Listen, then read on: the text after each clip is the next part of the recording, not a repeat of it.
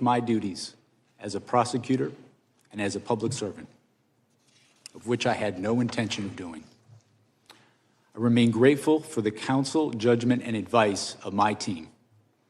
President Trump has sought to seek revenge against career prosecutors, FBI agents, and support staff simply for having worked on these cases.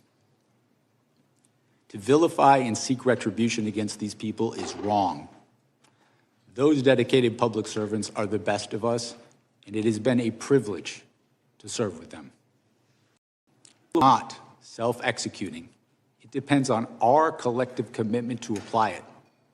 It requires dedicated service on behalf of others, especially when that service is difficult and comes with costs. Our willingness to pay those costs is what tests and defines our commitment to the rule of law and to this wonderful country. Thank you. Gentlemen, we will now proceed under the 5-minute rule. We have votes coming in any minute now, but I think we'll have time for 3 or 4 members to get their 5-minute questions in before the committee will take a recess to go vote. They are not going to close the vote until we get there. Good morning, Mr. Smith. When Attorney General Garland appointed you, he cited the particularly sensitive matters at issue and extraordinary circumstances as the reason for appointing Counsel. What did you take that to mean?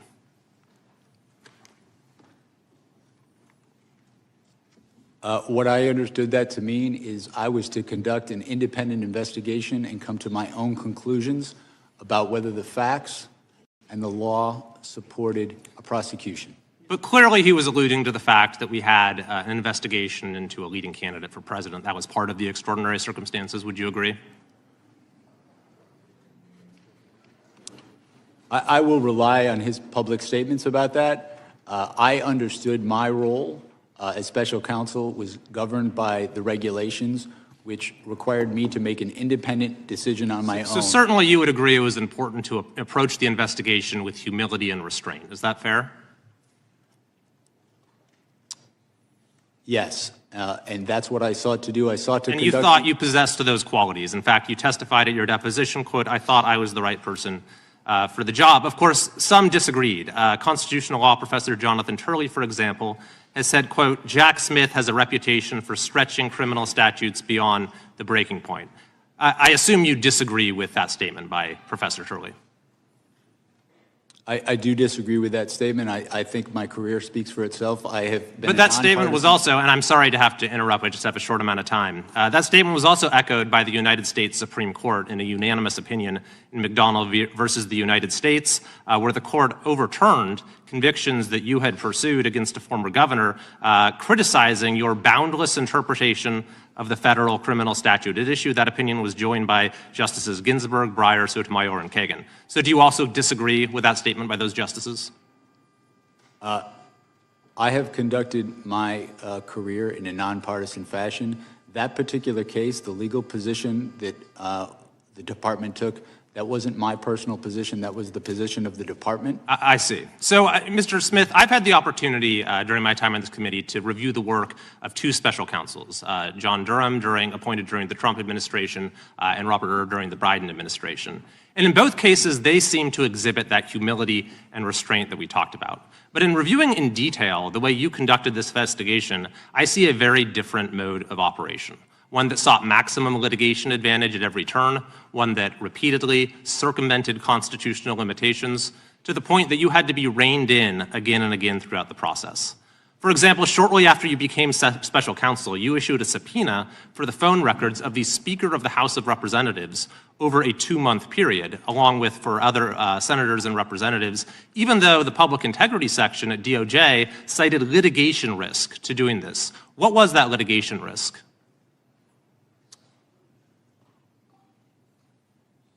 With respect to the toll record subpoenas that we issued, they were approved by the Public Integrity Section.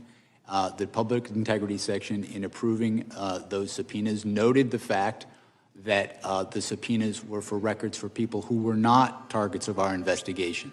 But they said there was a litigation risk and you moved forward with it anyway. And not only that, but you also sought orders from judges making it so those who were having their records seized would not know about it. And you even didn't tell those judges that it was members of Congress whose records you were going after, in apparent contravention of a federal statute saying that a telephone provider for a Senate office shall not be barred from providing notice that the records had been requested. Now, if you sought to do that today, would you be able to get away with that, with asking the judges for a non-disclosure order without telling them these are members of Congress? When we secured these order because it was overbroad. In addition to that, you sought an early trial date that the district court rejected, and when you presented your prosecution memo to Attorney General Garland, it's been reported that he was visibly unimpressed and expressed First Amendment concerns. So, Mr. Smith, looking at the record, I see that you were reversed and rebuked by the Department of Justice itself, by the Attorney General, by the Solicitor General, by multiple district court judges, by the Court of Appeals, and by the U.S. Supreme Court itself. So my final question is, do you believe that you made any mistakes? Do you have any regrets as to how you conducted this investigation? If I have any regret, it would be not expressing enough appreciation for my staff who work so hard in these investigations.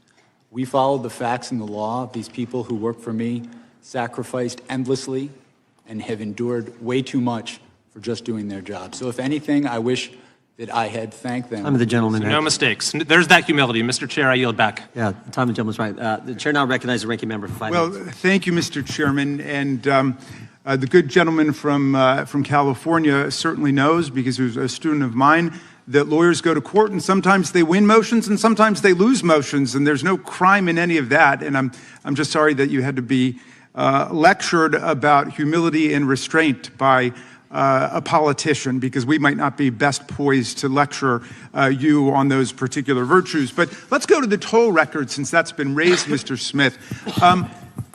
First of all, Congress has allowed toll records to be subpoenaed. This committee, the years, and the senators who are whining the most over on the Republican side in the Senate, they never went along with our determination to try to limit the government's ability to subpoena toll records. So it's perfectly lawful what you did. Explain, why did you want those toll records? We wanted to conduct a thorough investigation of the matters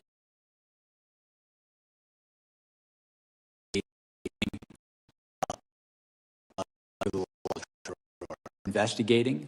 It was relevant to get toll records to understand this conspiracy, who they were seeking to coerce, who they were seeking to influence, who was seeking to help them. And that's normal investigative practice, right?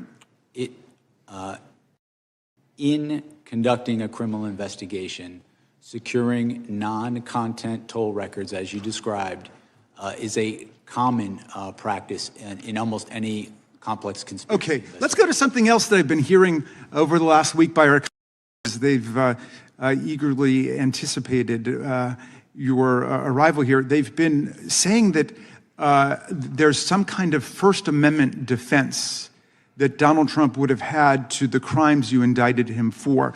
Is there a valid First Amendment defense to defrauding the public? Is there a valid First Amendment defense to disrupting a federal meeting? Is there a valid First Amendment defense to people and cheating the public out of a fair election? The First Amendment is something that we took seriously in our investigation. But the First Amendment does not protect speech that facilitates a crime. Speech that is used to facilitate a crime, a fraud crime in particular, is not protected under the First Amendment. The Supreme Court precedent on that is clear. This is an issue that we litigated before the district court, and the district court ruled, as I just stated, that it is not in fact protected. And the case law is perfectly clear on this, right? All frauds are perpetrated by speech, right? Yes. All conspiracies are perpetrated by speech. So just because your criminal conduct is brigaded with speech doesn't somehow mean you've got a First Amendment defense against trying to overthrow the government. I mean, the people who attacked the police officers on January 6th were chanting, "Hang Mike Pence." I suppose that was political speech, or they were saying, "Stop the steal." Does that mean they've got a First Amendment defense to violent assault against the officers? It does not. William Barr, by the way, was somebody who was perfectly clear about that. Donald Trump's own attorney general said there's no freedom of speech that you have to engage in a conspiracy to overthrow an election, to commit crime. He was perfectly clear about that. Back in those days, in fact, lots of people on that side of the aisle, including my good friend, the chairman, denounced the violence that took place on January 6th. The cat's got their tongue these days. My friend Chairman Jordan said, what happened last week was terrible, was tragic. It's as wrong can be, he said. Republicans, we know all political violence is wrong. I asked my friend Chairman Jordan at a rules hearing, are you also not interested in what happened to us on January 6th? He said, of course, everyone's interested in holding people accountable who did wrong. The FBI is doing that. The Justice Department is doing that appropriately.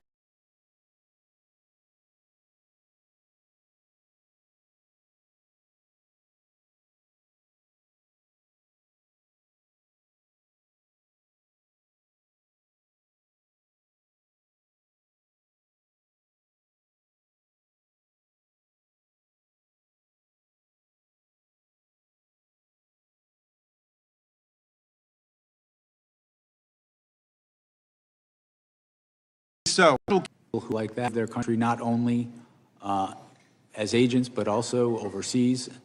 I think those attacks are unwarranted based on the facts, and I think that they have no basis in who we are as Americans, as a country. I don't see people like that as anything appropriate. thank you. And Mr. Chairman, I yield back to you. The gentleman yields back. Mr. Smith, is Cassidy Hutchinson a liar?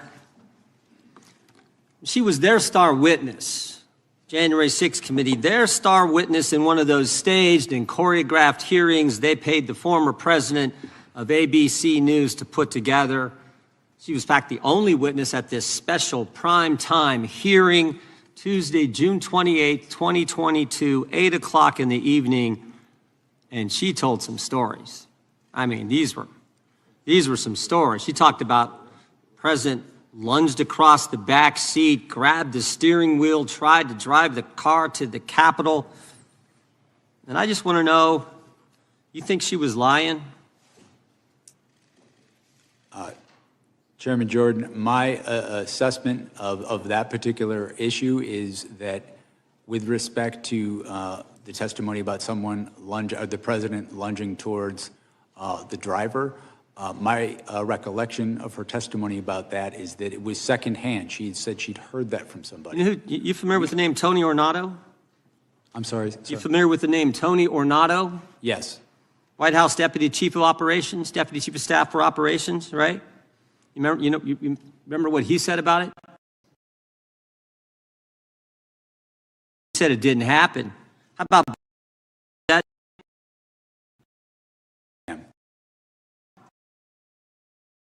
That day, you know what he said? He said it didn't happen. And they both said the first time they ever heard this story was when Ms. Hutchinson testified in the primetime hearing as their star witness of the January 6th committee. By the way, did you ever confirm her testimony about this particular incident? We conducted, as I said before, our own independent investigation of all aspects of the case that we thought was relevant. We, attorneys from my office. Did you ever confirm it? That's a simple question. Well, we interviewed her, I should say, attorneys in my office before. Did you ever confirm the president leaping across the seat, grabbing the steering wheel, this whole concoction she brought up in the January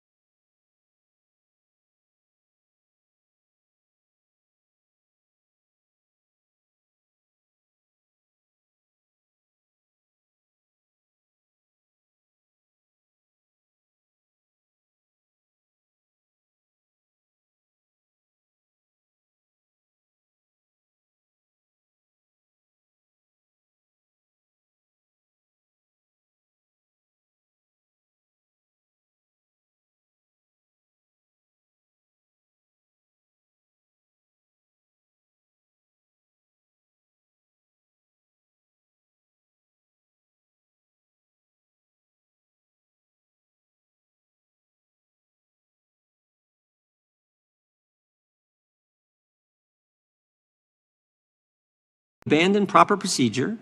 Why would he ignore court rules? Why would he do that? Because he's running out of time. What they told him. I think what I said is that he was making knowingly false claims, that he was believing anything that would keep him in office, and he was rejecting anything. You would agree that those people, or some people, were giving the president conflicting advice at that time, would you not? You are correct in that his original campaign staff told him he had lost. He fired them and brought in people who would... But criminal liability, under the statutes you used in your indictment, requires proving simply the undermining of democratic norms or expressing an opinion with which you do not agree. So is it not correct, sir, that here you charged 2 intent-based crimes without any direct proof whatsoever that the conduct charged was knowing, intentional, or that you were going to have an adequate basis to sustain a conviction at trial? I felt we had proof beyond a reasonable doubt. I felt that that proof included direct testimony from a number of witnesses to prove the knowing falsity of his claims. Despite the fact that in your own deposition you acknowledge the existence of conflicting advice. If this defendant were anyone other than Donald J. Trump, Mr. Smith, I find it hard to believe that we would be sitting here today having a hearing about an indictment that was returned knowing that the elements of the offenses could not be demonstrated. Now, let's talk about this. I assume you're also familiar with the Department of Justice policy that prohibits prosecutors from selecting the timing of investigative or prosecutorial actions for the purpose of affecting any election. Yes, I am. That's the election year sensitivities policy, and we followed it in all respects. The public integrity section who administers that policy concurred that we followed it in all respects. Mr. Chairman, my time has expired. The gentlelady yields back. The chair recognizes the ranking member for UC. Thank you kindly, Mr. Chairman. This is from John Dowd. I was Donald Trump's lawyer. Jack Smith should be celebrated, not vilified. December 16th, 2025, last month. Without objection. I ask unanimous consent to enter the record a criminal complaint filed by the Trump Department of Justice on December 13, 2025, detailing how Kash Patel and the FBI used a confidential human source and an undercover FBI agent to investigate a bomb threat in Los Angeles. And then finally, this is an article published by The Verge on October 19, 2023, titled "Peter Thiel was reportedly an FBI informant," which reports that Peter Thiel served as a confidential human source for the FBI. Without objection, the gentleman from Arizona is recognized for unanimous consent. Thank you, Mr. Chairman. First one is from Biden's FBI paid anti-Trump sedition hunters as informants in J6 Arctic frost probes. Without objection. Jack Smith team approved $20,000 payment to informant to snitch on Trump during Arctic frost probe. Without objection. AT&T turned Kevin McCarthy's cell phone records over to Jack Smith. Without objection. Biden's legal team met with Jack Smith aide before Trump indictment. Without objection. Jack Smith deposition gives insight into failed effort to hold Trump accountable. Without objection. Trump special counsel Jack Smith was involved in Lois Lerner IRS scandal. Without objection. Special counsel Jack Smith's mixed history pursuing high-profile politicians. Without objection. And FBI resisted opening probe into Trump's role on January 6th. Without objection. The gentleman from North Carolina is recognized for 5 minutes. Thank you, Mr. Chairman. Oh, I think it's our turn. Do you yield your time? lost track after all those unanimous consent requests. Gentlelady from Washington is recognized, and then the gentleman from North Carolina. Thank you, Mr. Chairman. Mr. Smith, thank you for coming here today. Your willingness to speak directly to us and to the American people about your investigation is professional, it's courageous, and it's patriotic. It's high time that the American people hear directly from you about the results of your investigation of President Donald Trump for his criminal actions leading up to and the day of January 6th, 2021. The facts, according to your report, are simple. Without a single piece of evidence, Trump sowed doubt about the 2020 election results and urged his followers to, quote, walk down to the Capitol and fight like hell on January 6th. And that's exactly what they did. Thousands of insurrectionists violently tried to stop Congress from certifying the 2020 election and doing our duty and they assaulted law enforcement officers, some of whom are sitting right here in the chamber with us. I was trapped in the House gallery with a small number of members that day, and I will never forget the pounding on the doors and the insurrectionists threatening to kill us right outside. My Republican colleagues keep trying to rewrite history. They claim that somehow Trump's words and actions did not legally rise to the level of criminal activity, that he did not directly cause violence at the Capitol. And so I want to set that record straight with you right now. First of all, you successfully secured indictments against Donald Trump in 2 major federal cases: election interference in the 2020 election and mishandling of classified documents after leaving office. Is that correct? Yes. And you've been a federal prosecutor for nearly 30 years. You led this investigation, combing through hundreds of thousands of documents, photos, videos, and communication. Did you fraudulent slates of presidential electors in 7 states that he lost? Yes. Did he pressure state officials to ignore true vote counts in those states? Yes. Did he spread lies and conspiracies to his followers to make them believe that the election had been illegally rigged against him? Yes. Did he pressure DOJ officials to stop the certification of the election? His Mike Pence to stop the certification against the oath of office that he had sworn to the Constitution? He did. And when all of this didn't work, did he, Donald Trump, motivate and inspire an angry mob to the U.S. Capitol to stop the certification? Our proof showed that he caused what happened on January 6th, that it was foreseeable, and that he exploited that violence. Did Donald Trump know that his allegations of election fraud were lies when he spread them? Our proof was that he did, and we intended to prove that at trial.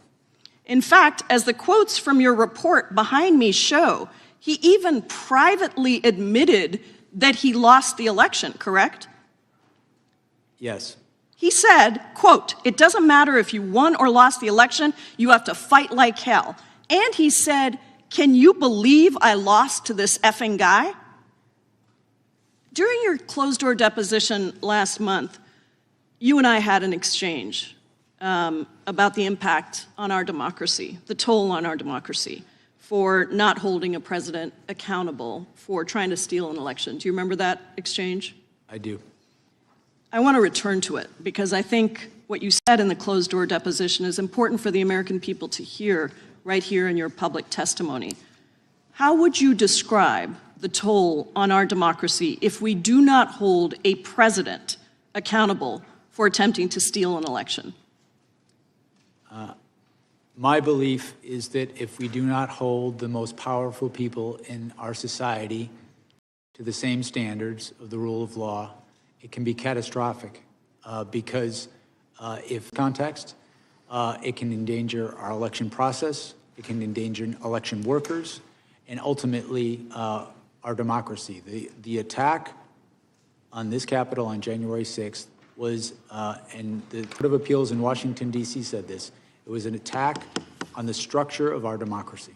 And we could experience much worse results down the road if this happens again. I thank you for your work, for your courage, and for your patriotism, and I yield back. Gentleman yields back. Gentleman from North Carolina is recognized. Mr. Smith, just briefly, if there was no mob on January 6th that attacked the Capitol, we would not be here today, would we?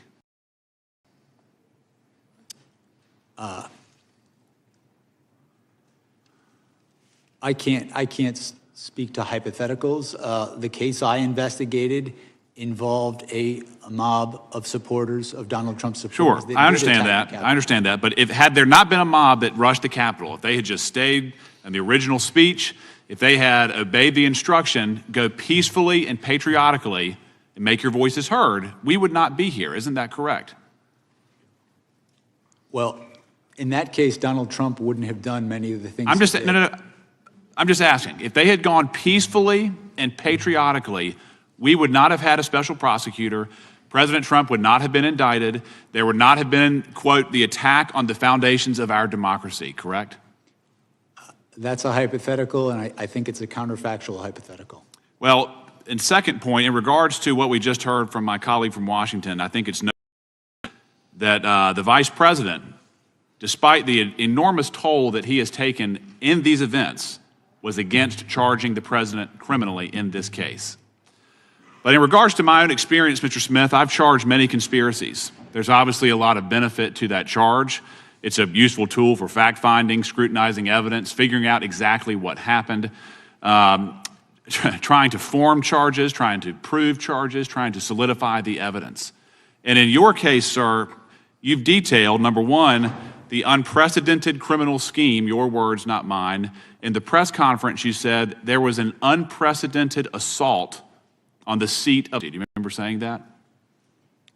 I believe so, yes. And in regards to your investigative authority, it was quite broad. We've already established that you had millions of dollars. You had teams. You had subpoena power. You used campaign officials as witnesses. You subpoenaed millions of documents. You had civilian witnesses. You had political leaders. You had campaign officials that worked with the president, folks who were in the room. And after all of this, sir, you charged a conspiracy, and notably absent, there was charged. There was no seditious conspiracy charged. And there was only one defendant, correct? Donald Trump. That is correct. Despite 6 co-conspirators identified in the indictment, only one person was charged. Is that correct? Yes. Despite there being an unprecedented criminal scheme, you did not find it necessary to charge anybody else who was admittedly, by your own evidence, involved in a criminal conspiracy that amounted to an unprecedented assault on the seat of American democracy. Yes. At the time of the conclusion of our work, my lawyers had determined, had believed that we did have proof to charge other people. I was in the process of making that determination when our work was concluded. But you are correct that the only person charged in this case was Donald Trump, who, in my estimation, was the person most culpable for the crimes charged. Well, I understand your position, sir, but again, you started at the very top and only charged the top conspirator, in your opinion. You didn't charge anybody underneath him, correct?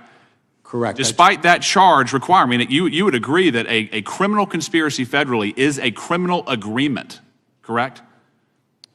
Yes. So by extension, people, under your theory, people besides the president were involved in the unprecedented assault on American democracy, but you didn't find it necessary to charge them criminally. I had not yet charged anyone besides the president. You didn't. You decided not to charge anybody but Donald Trump in that indictment. The federal principles of prosecution, which emphasize the degree of someone's culpability in making a charging decision, Donald Trump is the person that was charged. I understand that. I understand your position, but you made the decision to charge one person and nobody else, correct? I made the decision to make the charges in this case. In regards to the way that the case handled from there, sir, I just want to get this on the record. In regards to your press conference, politics played no role, correct? That is correct. The charges you brought, politics played no role, correct? Correct. The expedited trial date played no role. Politics played no role, correct? I followed the facts and the law, department policy. The speedy trial request, there was no role in politics, correct? That's correct. Supreme Court precedent emphasizes that. And even your brief that the court found atypical, politics played no role. Mr. Chairman, the time has expired. The time of the gentleman has expired. The gentlelady from Pennsylvania is recognized. Thank you, Mr. Chairman. Thank you, Mr. Smith, for being here today. I believe it's important for the American people to finally hear from you directly about your investigations that you and your office conducted with integrity, following the facts and the law without fear or favor, as is department policy. And as people do hear from you, I think they're going to better understand why the White House and congressional Republicans are trying to rewrite history and seeking to discredit you in your investigation so that they can help the president avoid accountability for his crimes against the American people. So I'd like to move on from some of these baseless conspiracy theories we've been hearing and focus on your special counsel. In Volume 1 of your report, you concluded that when it became clear that Mr. Trump had lost the election and that lawful means of challenging the election results had failed, he resorted to a series of criminal efforts to retain power. Chief among those criminal efforts was Mr. Trump's dissemination of demonstrably and often obviously false claims of election fraud in key states, claims that Donald Trump himself knew weren't true. In order to pressure officials to ignore vote tallies and submit fraudulent certificates of fake electors to Congress, he repeated these false claims and ultimately used them to direct an angry mob to attack the Capitol, southeastern Pennsylvania, which was one of the states targeted by Mr. Trump's criminal efforts. So, being mindful of the clock, I wanted to try to explore 3 topics. First, the evidence that Trump made false claims of election fraud in Pennsylvania, knowing they were false. Second, the evidence concerning the submission of fake elector certificates from Pennsylvania to Congress. And third, why the evidence and witnesses concerning Trump's efforts in Pennsylvania were so compelling. So first up, in your report and deposition, you detailed the overwhelming evidence that Trump had lost Pennsylvania, and he knew it. Despite this, he and his co-conspirators continued to make false statements about that result to advance their criminal plan. Can you describe the evidence that these were false claims and they knew they were false, including statements by election officials, court cases, and conversations between Trump and his Republican allies in the state? Sure. What springs to mind most immediately is I recall one particular claim that there were more votes than ballots than had been sent out. This was a claim that was obviously false because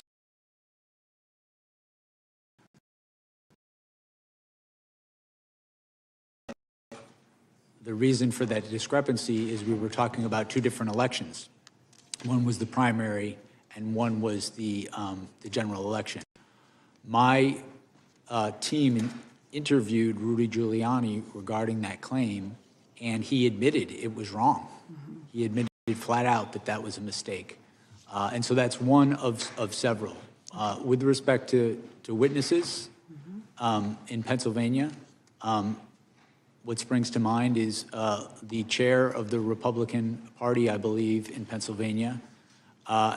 This is relatively early, shortly after the election, had informed Donald Trump that the idea that fraud was the reason was not accurate. It was because of the counting of mail-in ballots, which was totally normal in this process. And again, this is someone who is a Republican who supported Donald Trump, wanted him to win. I submit he would have been a credible witness at trial.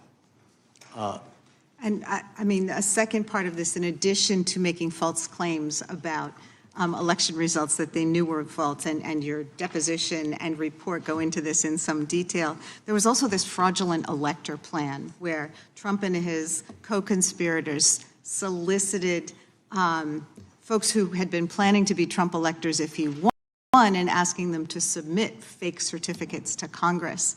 And I think found was pretty remarkable, including a former congressman who told the co-conspirators that this was illegal and it was an attempt to overturn the government. Is that right? Correct. That particular elector, who was signed up to be a legitimate elector had Donald Trump in fact won the election, was a former U.S. attorney and former member of this Congress.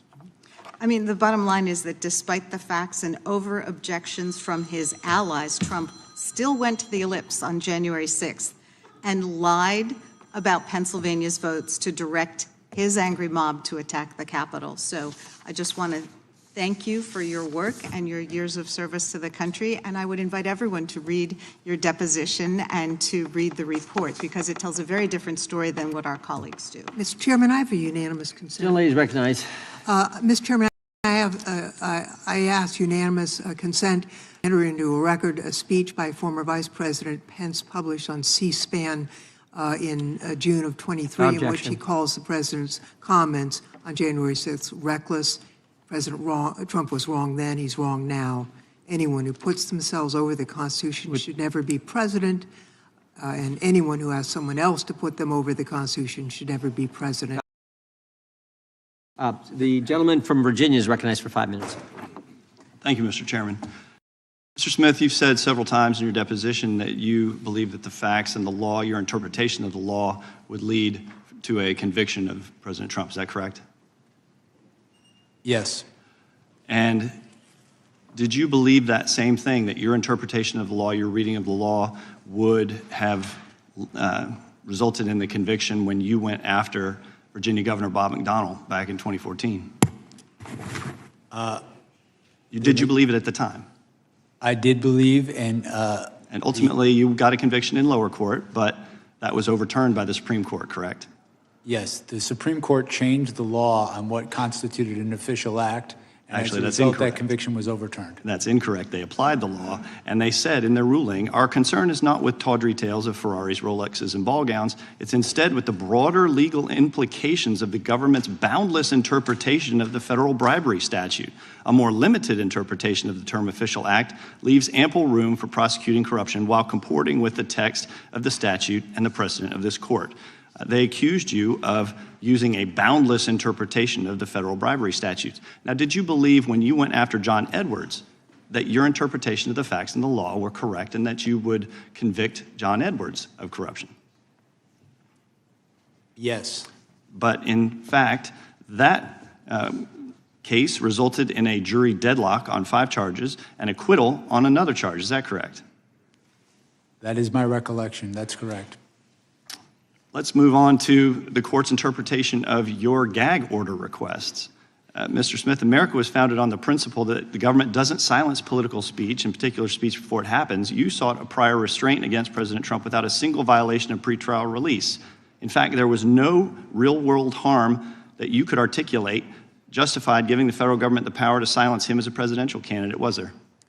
The court granted those motions and found that the prosecutor did not have to wait until someone was harmed to make such a motion. Actually, the request was rejected when the case was actually, when you actually were not able to, it was restricted, correct? The gag order was restricted, correct? Well, we filed for an order in the district court. The district court granted an order. President Trump appealed that order. The Court of Appeals absolutely agreed that there was a basis and that the threats to witnesses that came from the targeting by Donald Trump were real and that we had a duty to protect them. You are correct in that the Court of Appeals narrowed the order, so the order covered witnesses, court staff, the judge, and my staff. The difference was that it didn't cover me anymore, which I was fine with. Did you have any evidence that President Trump's statements about the cases against him intimidated witnesses or prevented them from coming forward?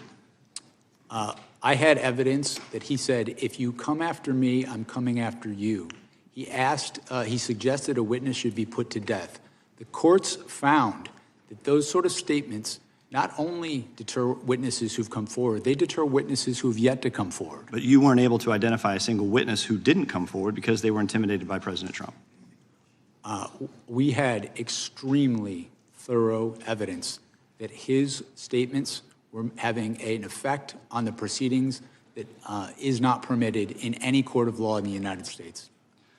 Don't you think it's a pretty low bar to clear if you're trying to silence a candidate for president? I mean, if you can't identify a single witness who's intimidated, that maybe you should reconsider the gag order? Both courts upheld the orders, and it is not incumbent on a prosecutor to wait until someone gets killed before they move for an order to protect the proceedings. Did anyone on your team raise concerns that this expansive gag order you were seeking would infringe on President Trump's First Amendment rights? My recollection is that we, of course, discussed First Amendment issues regarding this application because I and my staff respect the First Amendment. but the First Amendment does not allow one to make statements that interfere with the administration of justice in a judicial proceeding. My interpretation was supported and agreed upon by the district court and the Court of Appeals in terms of the phenomena of the statements being made, targeting individuals, causing threats to happen to them. I would also add, sir, that in the days after Donald Trump made some of these statements, the district court, in this case, received vile threats to the district court's life. In that environment, I felt a duty as a prosecutor to make that motion, and I make no apologies. And the court stayed that motion on August 3rd, 2024. I yield back. Gentleman yields back. I should have mentioned this a little bit earlier. Mr. Smith, if ever you need a break, if you need a restroom break, you or your counsel can just let us know. I think it's now the gentleman from Colorado gets 5 minutes. Mr. Smith? Can they? Yep. Can we take a short break? 5-10 minute recess, then we'll be right back at it.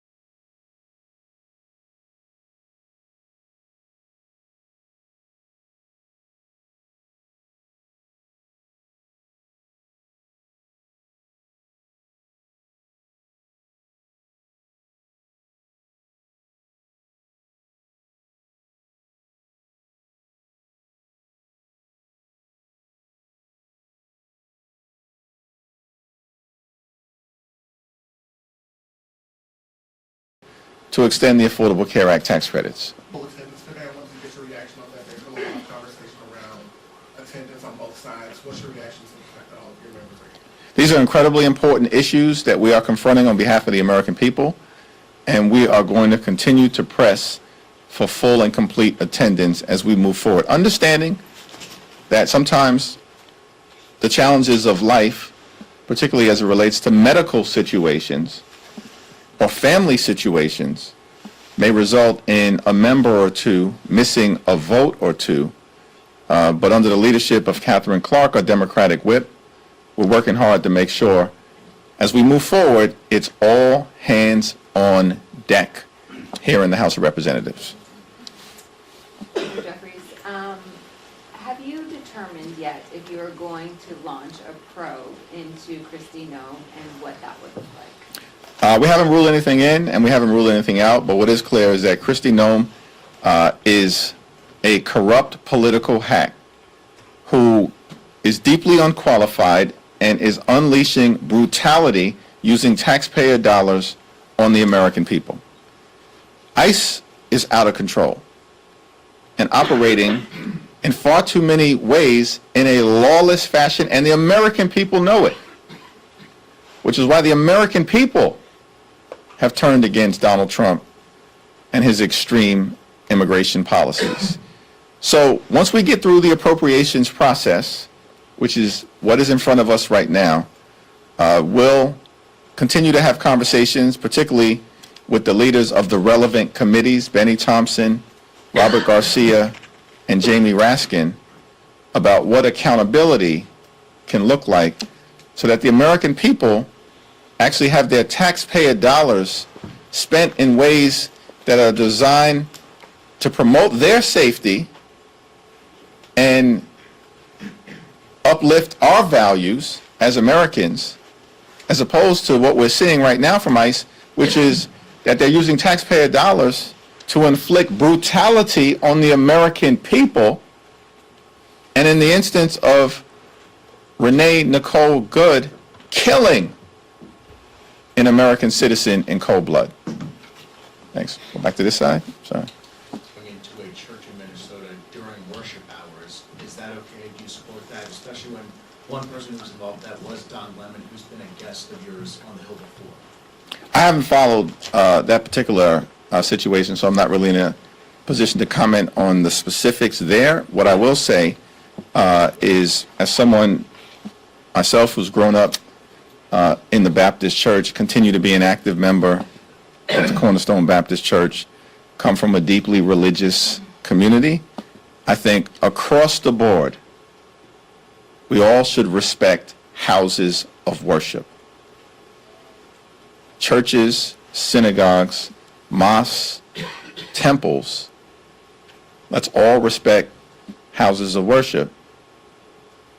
We can agree to disagree on a whole host of issues, and we should disagree strongly with the extremism that we're seeing unleashed on the American people by Donald Trump, his administration, the attacks on health care, the attacks on the economy, and the attacks on law-abiding immigrant families. We should disagree with those things with righteous indignation, and not being familiar with the specifics of what may have happened in Minneapolis. I certainly believe that all of us, consistent with the First Amendment and freedom of religion, should respect houses of worship. Thanks. Just to push a little bit further on ICE, I mean, you talk about accountability, and you say in this joint statement that you just put out that you've tried to push for different accountability measures, but they keep getting rejected by Republicans. You're obviously encouraging your members to oppose DHS funding, yet Speaker Johnson is saying he believes he has the vote. So really, what more can Democrats do to hold ISIS feet to the fire? Well, what's in front of us right now is the fight around the appropriations bill. And as we indicated in our statement, the American people deserve an immigration and customs enforcement agency that conducts itself in a manner consistent with every other law enforcement agency in the country. That is not too much to ask in the United States of America. But ICE is totally out of control, using taxpayer dollars to brutalize American citizens and law-abiding immigrant families. So what we will continue to press are common sense changes that should be mandated as part of the law, including but not limited to judicial warrant requirements before American citizens can be seized out of their home or while driving to and from work or picking up their children from school. We believe that body cameras should be mandated, as is the case with every other major law enforcement organization across the country. There should be an explicit prohibition on the excessive use of force, and the law should be made clear that no one in this country is above the law, and therefore ICE agents who break the law don't have absolute immunity. We believe there should be a prohibition that's explicit in the law that prohibits ICE from being able to storm churches, synagogues, mosques, houses of worship, hospitals, and schools. Let's start there. That's consistent with prohibitions that exist or protocols that exist connected to every other major law enforcement agency in the country. Why should ICE be conducting itself any differently? And there definitively should be a ban on masks and an explicit prohibition that would prevent ICE from detaining or deporting American citizens. These are the things that we will continue to push for today, tomorrow, this week, next week, this month, next month, until ICE is brought under control. Thanks. You, middle, sorry, yeah. Thank you. All three of you raised your hand at the same time, so I was a little confused and thrown off. Thank you, Mr. Chair. I wanted to know, so today the House, as part of the spending bill package, you guys are voting on, you guys are actually increasing, or you would increase the budget that's going to the Department of Housing and Urban Development, and that is a rejection of the cuts that the White House wants to do on a lot of thousands of housing programs. What does it say about your colleagues across the aisle that they're willing to go against Trump's wishes on that? Well, the provision as it relates to increasing funding for the Department of Housing and Urban Development, and particularly as it relates to affordable housing initiatives, is a big win for the American people, achieved by House Democrats, partnering with Senate Democrats, who are fighting hard to lower the high cost of living. And we know that housing costs are out of control in this country. Donald Trump basically wants to eliminate the Department of Housing and Urban Development and affordable housing programs. We know this to be the case. And the so-called HUD secretary is deeply unqualified. I don't even know the dude's name. That's how irrelevant he is in terms of policy making at this point in time. And basically he's undermining his own agency. And so Democrats and Republicans who have joined us, I think now recognize, particularly after Republicans were decimated and crushed electorally in the midst of the longest government shutdown in American history that they caused, and then were losing races all across the country up and down the ballot, that they need perhaps to partner with Democrats who are leading the way on dealing with the affordability crisis in this country. And that, I think, is one of the reasons why we were successful, led by Rosa DeLauro and Jim Clyburn, who's the top Democrat on the HUD Transportation Subcommittee, in achieving this important victory for the American people. More than $40 billion in increased funds for the mission of the Department of Housing and Urban Development, designed to ease the crushing housing burden as it relates to costs on the American people. Thanks. Thank you. So, really active group today. We're going to back. Thanks. Thank you. Yesterday, 9 House Democrats voted with Republicans to hold former President Bill Clinton in contempt.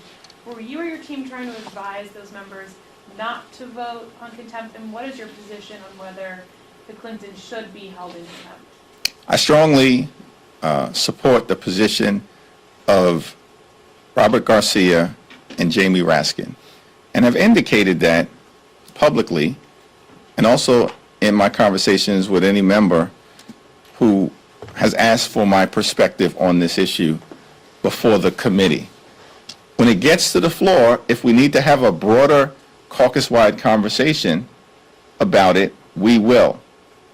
And my position remains unchanged, and it's the same position that is held by Robert Garcia, Jamie Raskin, Nancy Pelosi, and many others, which is to the extent that anyone in this town or country should be held in criminal contempt, it is the Attorney General of the Department of Justice or the Deputy Attorney General or whoever within the Department of Justice is responsible at this point for violating the law, which requires millions of documents that the Department of Justice has refused to release without justification. In other words, there are more than 5 million documents within the Epstein files that the Department of Justice currently is under a legal obligation to share with the American people, consistent with the wishes of the brave, courageous Epstein survivors, and consistent with the law that Donald Trump signed. The Department of Justice was supposed to release those documents, 5 million documents, by December 19th. More than a month has passed. And the Republicans have shown no interest in actually compelling the Department of Justice to do what they are legally obligated to do at this period of time. That sounds to me like contempt. And we should start there. Do you think the Clintons have questions to answer for? I think that the Clintons are working in good faith to try to reach an accommodation with the Oversight Committee in order to sit down and offer their testimony, which is part of the reason why, in my view, the effort by James Comer lacks any credibility, because it has always been congressional practice that if someone's under subpoena, you work to find a reasonable accommodation in order to receive their testimony. Now, James Comer subpoenaed more than 10 different individuals, and he's released every single one of those individuals, including 8 members of law enforcement, like Christopher Wray, the former FBI director, who was the FBI director when Jeffrey Epstein was in custody and ultimately killed himself. And Christopher Wray and all of these other individuals were able to say to the committee they had no information. Very similar statement that the Clintons made. And Christopher Wray and all of these other Trump administration officials were released from any obligation to show up. And yet James Comer demands, even in the midst of good faith negotiation, that the former president and the former Secretary of State and First Lady show up. Why? Why did he make that demand and treat them every other person who was under the same subpoena, who were actually part of the Trump Justice Department when all of this stuff unfolded? And so, again, I share the same position that Robert Garcia and Jamie Raskin, and hopefully there'll be some resolution to this in the next week or so. But if Comer tries to bring this resolution, he wants to lock Hillary Clinton up, consistent with what Donald Trump's been saying now for 10 years, lock her up, as opposed to actually focusing on the things that matter for the American people, then we'll deal with it appropriately. Thanks. Oh, yeah, okay. On Judge Perlman's decision in the New York court, I spoke to Mike Lawler, and he characterized this as a partisan exercise. He accused you of corrupting the New York courts. Should we expect... I didn't know I had that much power. Should we expect partisan gerrymandering in New York? What you should continue to expect is that Democrats are going to fight for a fair national congressional map. Period, full stop. We told everyone this when we first came through this moment. Told everyone this. But for whatever the reason, people were skeptical about the Democratic capacity and back. Republicans started this gerrymandering fight. Democrats are going to end it. I'm looking forward to my meeting later on today with Governor Wes Moore. The people of Virginia are going to have an opportunity to vote on a fair map in the Commonwealth in the next few months. We're going to fight back against the effort by Donald Trump, Ron DeSantis, and Florida Republicans to gerrymander the congressional map in a state where the map is already gerrymandered. And this is not going to end well for Donald Trump Republicans and the extremists. Thanks. Thank you, Mr. Leader. Included in this new mini-bus funding bill is $5 billion for refugee welfare programs. Amid this affordability crisis that you speak of, why is it the responsibility of the taxpayers to pay for refugees when we have a homeless and unemployment crisis around here? I think that's the question that you're going to have to ask Speaker Mike Johnson and the Republican chair of the Appropriations Committee, Tom Cole. Thanks. Several of your members are planning to vote for the DHS funding bill. Does that undermine the argument that you just made and that many of your members have made that ICE is out of control and needs to be reined in? I think you'll have to ask every individual member who's going to vote the best interests of their district why they've chosen to vote one way or the other. Thanks. Thank you, Leader Jeffries. Do you have any concerns about voting no on that DHS funding bill, given that DHS obviously isn't just ICE, it's also TSA agents, FEMA, particularly ahead of what's projected to be a pretty big snowstorm hitting the country this weekend? Yeah, we will continue to support FEMA. We will continue to support the Coast Guard. We will certainly continue to support the TSA, but we are not in a position to support the lawless behavior by ICE to use taxpayer dollars to brutalize American citizens. Thanks. All these approach bills are going to be sewn together into one giant package sent to the Senate. Are you urging Senate Democrats to oppose that whole package?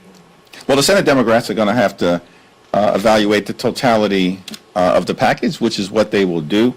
And as I've documented in my conversation here today, and as is clear and obvious, a lot of progress has been made within the appropriations process for the American people in terms of addressing issues of concern. Be those issues related to the quality of life of working class Americans, middle class Americans, and everyday Americans, as well as our national security concerns and standing up for our military. It's the reason why, in terms of what's going to be before us in the House of Representatives, I'm going to support the 3 bills related to labor, health care, transportation, infrastructure, and defense. Thanks. Thank you, Mr. Leader. So, kind of to Andrew's question, some of your members are going to be voting to fund DHS with this upcoming bill. Is the Democratic tent big enough for all of these members? And you put out that joint statement with leadership saying you're going to vote against this. Are you comfortable with your members pushing back on that? Here's the interesting thing about kind of where we find ourselves. I don't know what's unclear about this. Republicans are losing. Their policies have been a disaster for the American people. The economy is falling apart in terms of the affordability crisis and the Republican refusal to drive down the high. I can recall 2 specific officials. The first was the Secretary of State, who was a fellow Republican. He voted for and supported Donald Trump in the election, but told Donald Trump in a conversation that was recorded in no uncertain terms the results of the election and debunked many of the fraud claims that Donald Trump had to him in real time. In addition to that, I recall that Donald Trump also spoke firsthand with the Attorney General of your state, also a Republican, who informed Donald Trump that he had supported him and voted for him twice in the past. He also told Donald Trump he did not see outcome-determined fraud in that state. I have an audio from a phone call between Trump and the Georgia Secretary of State regarding the 2020 election. Could you please play the audio? Are angry. The people of the country are angry, and there's nothing wrong with saying that, that you've recalculated. Well, Mr. President, the challenge that you have is the data you have is wrong. So, look, all I want to do is this. I just want to find 11,780 votes, which is one more than we have, because we won the state. Mr. Smith, you explained in your deposition that Georgia Secretary of State was one of the witnesses who disabused President Trump's false claims. How did Georgia's Secretary of State push back against Trump's efforts? I think my recollection is in this same call, President Trump repeatedly raised fraud claims, and the Secretary of State repeatedly explained not only that they weren't true, but I believe my recollection is in several instances explained why they weren't true. And I believe that call ended, my recollection is that it ended with President Trump in essence threatening the Secretary of State that he might be a target for criminal prosecution if he didn't do what President Trump wanted him to do. So see, that raises a very critical point. President Trump didn't just spread lies about the election. In your words, and I'm quoting, he preyed on, end quote, Republican officials in Georgia and other states who believed would help him. Mr. Smith, Donald Trump thought these officials would break the law out of party loyalty. And when those officials, his own political allies, told him the truth, he dismissed them and continued to spread the lies anyway. Is that correct? That is correct. Mr. Smith, if your case had gone to trial, would the evidence from Georgia have helped prove that President Trump knowingly engaged in a criminal scheme to overturn the 2020 election? Yes. After an investigation following the facts and the law, we believed we had proof beyond a reasonable doubt to prove those charges. And in your deposition, you mentioned a fake elector witness in Georgia who you thought would have been a very powerful witness at trial. Can you tell us a little bit more about that in a very limited amount of time? Sure. It was a witness who had been made to understand that his electoral vote, his alternative electoral vote, would only be used if they won in court, if they won in litigation. That didn't happen, and President Trump and his co-conspirators tried to use those alternative fake electors to get Mike Pence. Mr. Chairman, regular order. Himself. Much for your prosecutors have put forth in uncovering this evidence. The American people need to know what happened, and they need to know how their president pressured Georgia state officials to overturn their free Gentleman and fair from Alabama has a unanimous consent request. Thank you, Mr. Speaker. December 6, 2025, Atlanta News First. Fulton County admits to verifying 315,000 votes in the 2020 without poll worker signatures. I yield back. Without objection, the chair now recognizes for 5 minutes the gentleman from Arizona. Thank you, Mr. Chairman. Mr. Smith, isn't it true that for a federal criminal conspiracy charge, it requires more than one individual? In other words, you're making a contractual agreement of some kind with somebody other than yourself, right? That is correct. There has to be an agreement. And so when you made the determination to charge President Trump with conspiracy, you surely knew that you had somebody else that he must have agreed upon somewhere to engage in this act that generated the conspiracy, right? That's correct. We alleged specific individuals in the indictment as co-conspirators. And so so you knew who you were going to do who you were going to charge when you pursued the indictment. You knew who the agreeing parties were, but you chose to list them as co-conspirators, but you didn't indict them. How often have you done that in the past? In the past, I have had a number of cases where I have charged some members of a conspiracy and not charged others. One member of the conspiracy. How many times have you done that? Charged one member of the conspiracy and let everybody else off the hook? I'm sure that's happened. That is not an You don't remember doing that? That is not an uncommon thing to do in an investigation, in my view. So okay. I dispute that, but we're going to leave that as it may. But let's just get to this. If a member of Congress moves to decertify a state's electors, that would not be a crime, would it? When you say to decertify, You make a motion to decertify on that January 6th, that way every 4 years. That's not a crime, right? correct. And if another elected official urged someone to join them in that decertification, that's not a crime either, right? As you stated, it's not. Several members of Congress get together over breakfast. They say, this is the normal path. We watched it because we saw the Democrats do it for every Republican president. So we're not sure how to do it. We've never done it before. That's not a crime to sit down at breakfast to talk about that or any other time together to talk about decertification, is it? No, it's not a crime to talk about that over breakfast. In your deposition, you talked about, you made the argument that an elected official who's been deemed to have lost could not knowingly make false statements about election fraud to target a lawful government operation. Isn't that true? That's what you said in your deposition. Page 27. I believe it's a lawful government function. Yeah, I'm sorry, yeah, lawful government function. That's what you said. You remember saying that? I said lawful government function. Could you say it again? I'm sorry. Yeah. An elected official who's been deemed to have lost could not knowingly make false statements about election fraud to target a lawful government function. You said that would be illegal. Remember that page? Do you want me to actually read this back?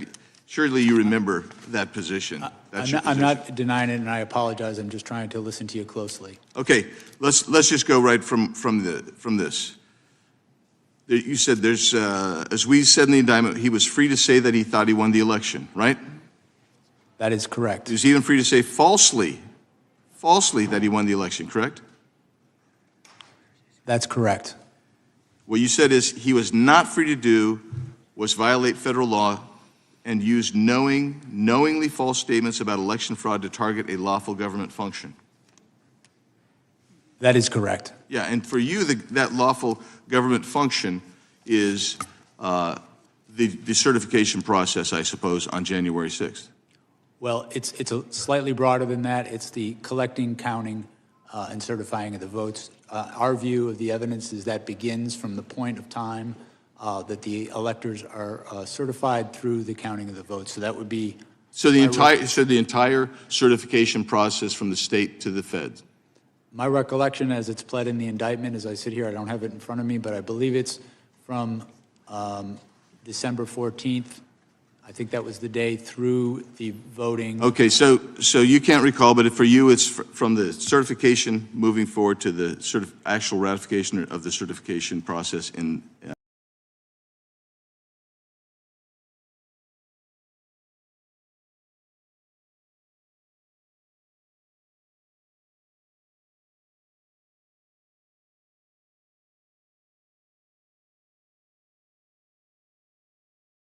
False statements to state legislators to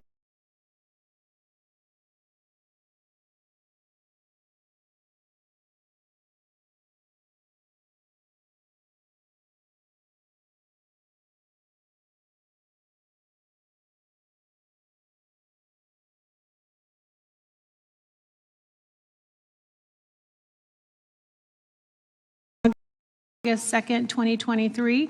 Barr says Trump's First Amendment argument in January 6th case is not valid. Objection?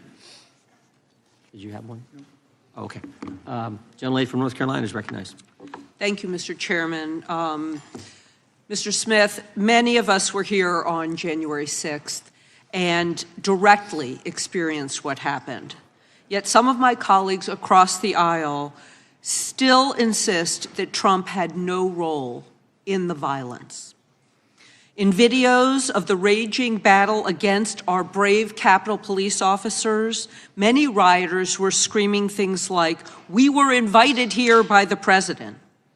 Mr. Smith, did your investigation uncover evidence that some of the rioters had gone to the Capitol because they really believed the president had invited them there?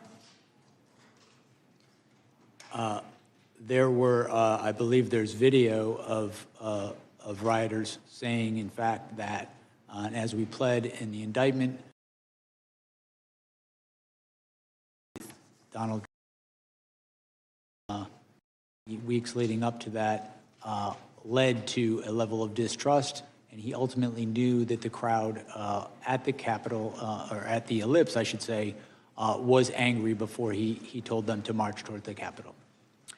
And we've seen report after report of rioters who have said that if Donald Trump had not convinced them that the election had been stolen, they might not have even come to Washington. I'm going to share some quotes from some of those rioters. "I believed I was following up on the instructions of former President Trump," one rioter said about going to the Capitol. "I marched to the U.S. Capitol because President Trump said to do so," another said. "He personally asked for me to come that day," said another. Can you give us a few examples of Trump's rhetoric and language that inspired people to go to the Capitol believing that they were going on the president's direct order?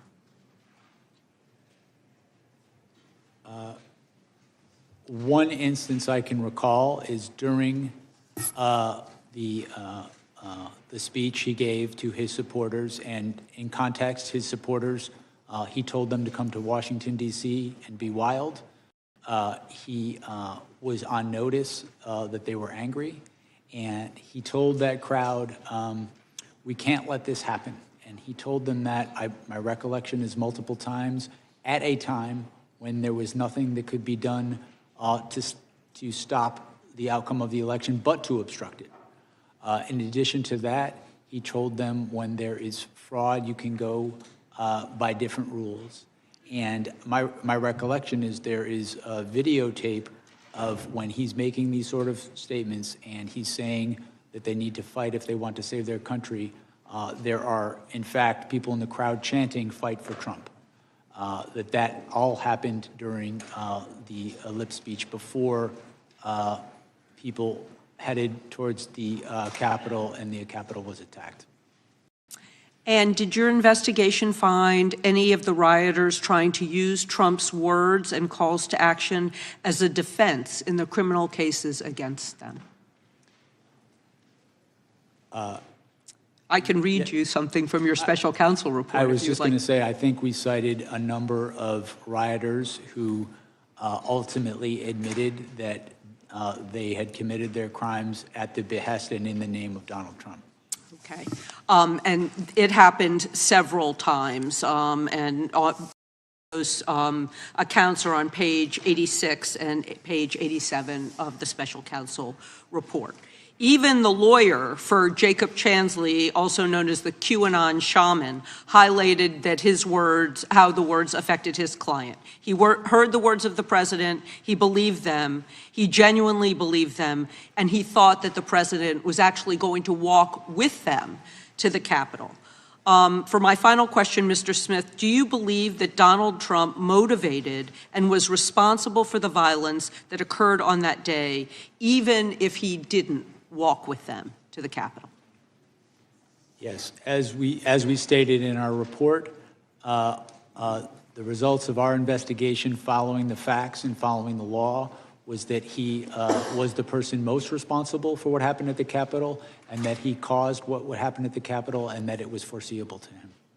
Thank you. Mr. Chairman, I have two UCs. Joan can state her unanimous consent request. I asked unanimous consent to enter into the record a tweet from Representative Biggs on January 7th, 2021, in which he said, quote, "Yesterday, criminal rioters hijacked a joint session of Congress." Objection.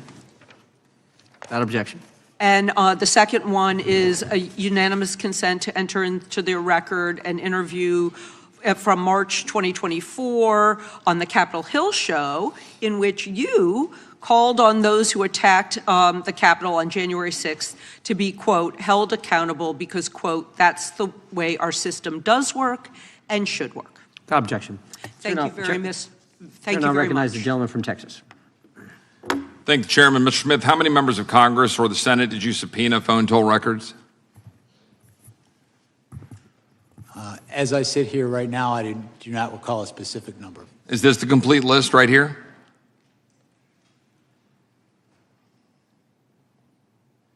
Well, let me ask you this. Am I on this list? Did you target my records and subpoena my phone toll records? My understanding is your records were subpoenaed by prosecutors before I became special counsel. Well, staff would put this up on the screen. I'm thankful for the great staff who discovered the email where I learned for the first time a few weeks ago that my phone records were indeed targeted. We called AT&T and we've learned that they were given to the Department of Justice, as this email indicates, because I had been in communication with Scott Perry, one of my colleagues here in Congress, who literally had his phone taken from him in front of his family. And of course, as we've already talked about in this document, it talks about you could be in violation of the privilege by even obtaining and possessing this information if the member objected to the disclosure. This happened 4 years ago in May of 2022, and I couldn't object because I didn't know. I didn't know until about 3 weeks ago. My question here is, was there any limits to your investigation or the investigation that preceded you, Mr. Smith? Because as egregious as a violation of separation of powers this is, as an egregious and abuse of power it is, it's far more concerning you are clearly targeting American citizens for merely being conservative or supporting the president. We've got memos that we've already been talking about in this hearing from April 2022 that preceded you that establish and open the investigations, one of which has Attorney General Merrick Garland's signature on it. And the focus was the electors. Now that was 6 months before you were appointed. You testified earlier, you met and interviewed Merrick Garland and Deputy AG Lisa Monaco. And you briefed the AG and deputy multiple times. Did you brief them on the electors and the prosecution of their supposed crimes? I'm sorry. Did you brief them on the electors and their supposed crimes? I don't recall specific conversations, but I'm sure that in the course of briefing them, I discussed... Wasn't that the purpose of the entire investigation as it was set out? Because putting aside that in 1960, it was already talked about, my friend Mr. Tiffany, that Hawaii put forward an alternate slate of electors, the investigation pivoted to President Trump and, frankly, anybody who knew him. Do you know who Cleta Mitchell is? Yes, I do. She's an election lawyer that was involved in filing an election contest on behalf of President Trump in Georgia in December of 2020. A 64-page complaint with over 1,100 pages of exhibits, witness affidavits, and expert witness reports documenting thousands of votes cast in violation of Georgia law, but which were nevertheless included in the vote totals. Now, notwithstanding the disposition of the cases that was filed, is that a criminal act? Filing an election contest on behalf of a candidate for office, a client. Is that a criminal act, yes or no? No, in fact, we So stated... why did you deem it appropriate to monitor Cleta Mitchell's long-distance phone records in 2023, 2.5 years after the election contest was filed and after the presidential electors were certified? Tell us. What about Sidney Powell? What about Bill Sepien? What crime did you suspect by them that would warrant monitoring their phone records 2.5 years after the 2020 election was certified?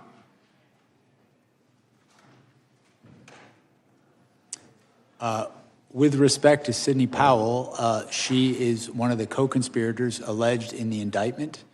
I don't know what you mean by monitoring, sir, if you're talking... Well, there were some 400 plus Republican conservative groups and leaders who were targeted by your investigation. Their financial records were obtained, records of the RNC, the Trump campaign, Cleta Mitchell, the Conservative Partnership Institute, the America First Policy Institute, NRCC, NRSC, PACs, conservative groups, people all across the country, citizens, because we hear a lot about members of Congress And we should, because of separation of powers and the egregious abuse of power. But what we're not talking about enough, in my opinion, are the American citizens that have been targeted. Because frankly, are there any limits to the power of a special prosecutor or special counsel? So much so in your abuse of power that in the summer of 2024, the indictment involving classified documents was dismissed after determining your appointment violated the Appointments Clause of the Constitution, but you continued to sign your name on court filings until the time you resigned from office in January of 2025. A federal judge just recently stated a prosecutor who continues to sign his name in court filings after a disqualification order should face disciplinary action or disbarment. I yield back. Gentleman yields back. Did the gentleman have the opportunity to respond? If the gentleman wants to respond, he can.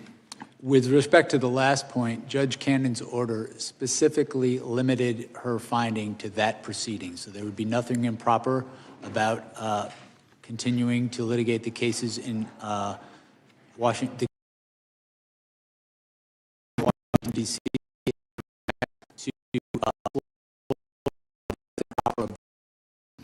The gentlelady from Vermont is recognized for 5 minutes. Thank you, Mr. Chair. Mr. Smith, I want to discuss Volume 2 of your report, which summarizes the findings of your investigation into President Trump's hoarding of classified documents at Mar-a-Lago and his efforts to obstruct the FBI's investigation. Mr. Smith, is it generally the practice for a special counsel's report to be made public to the American people? I want to say first, I'm limited what I can say about Volume that with respect to special counsels, there are regulations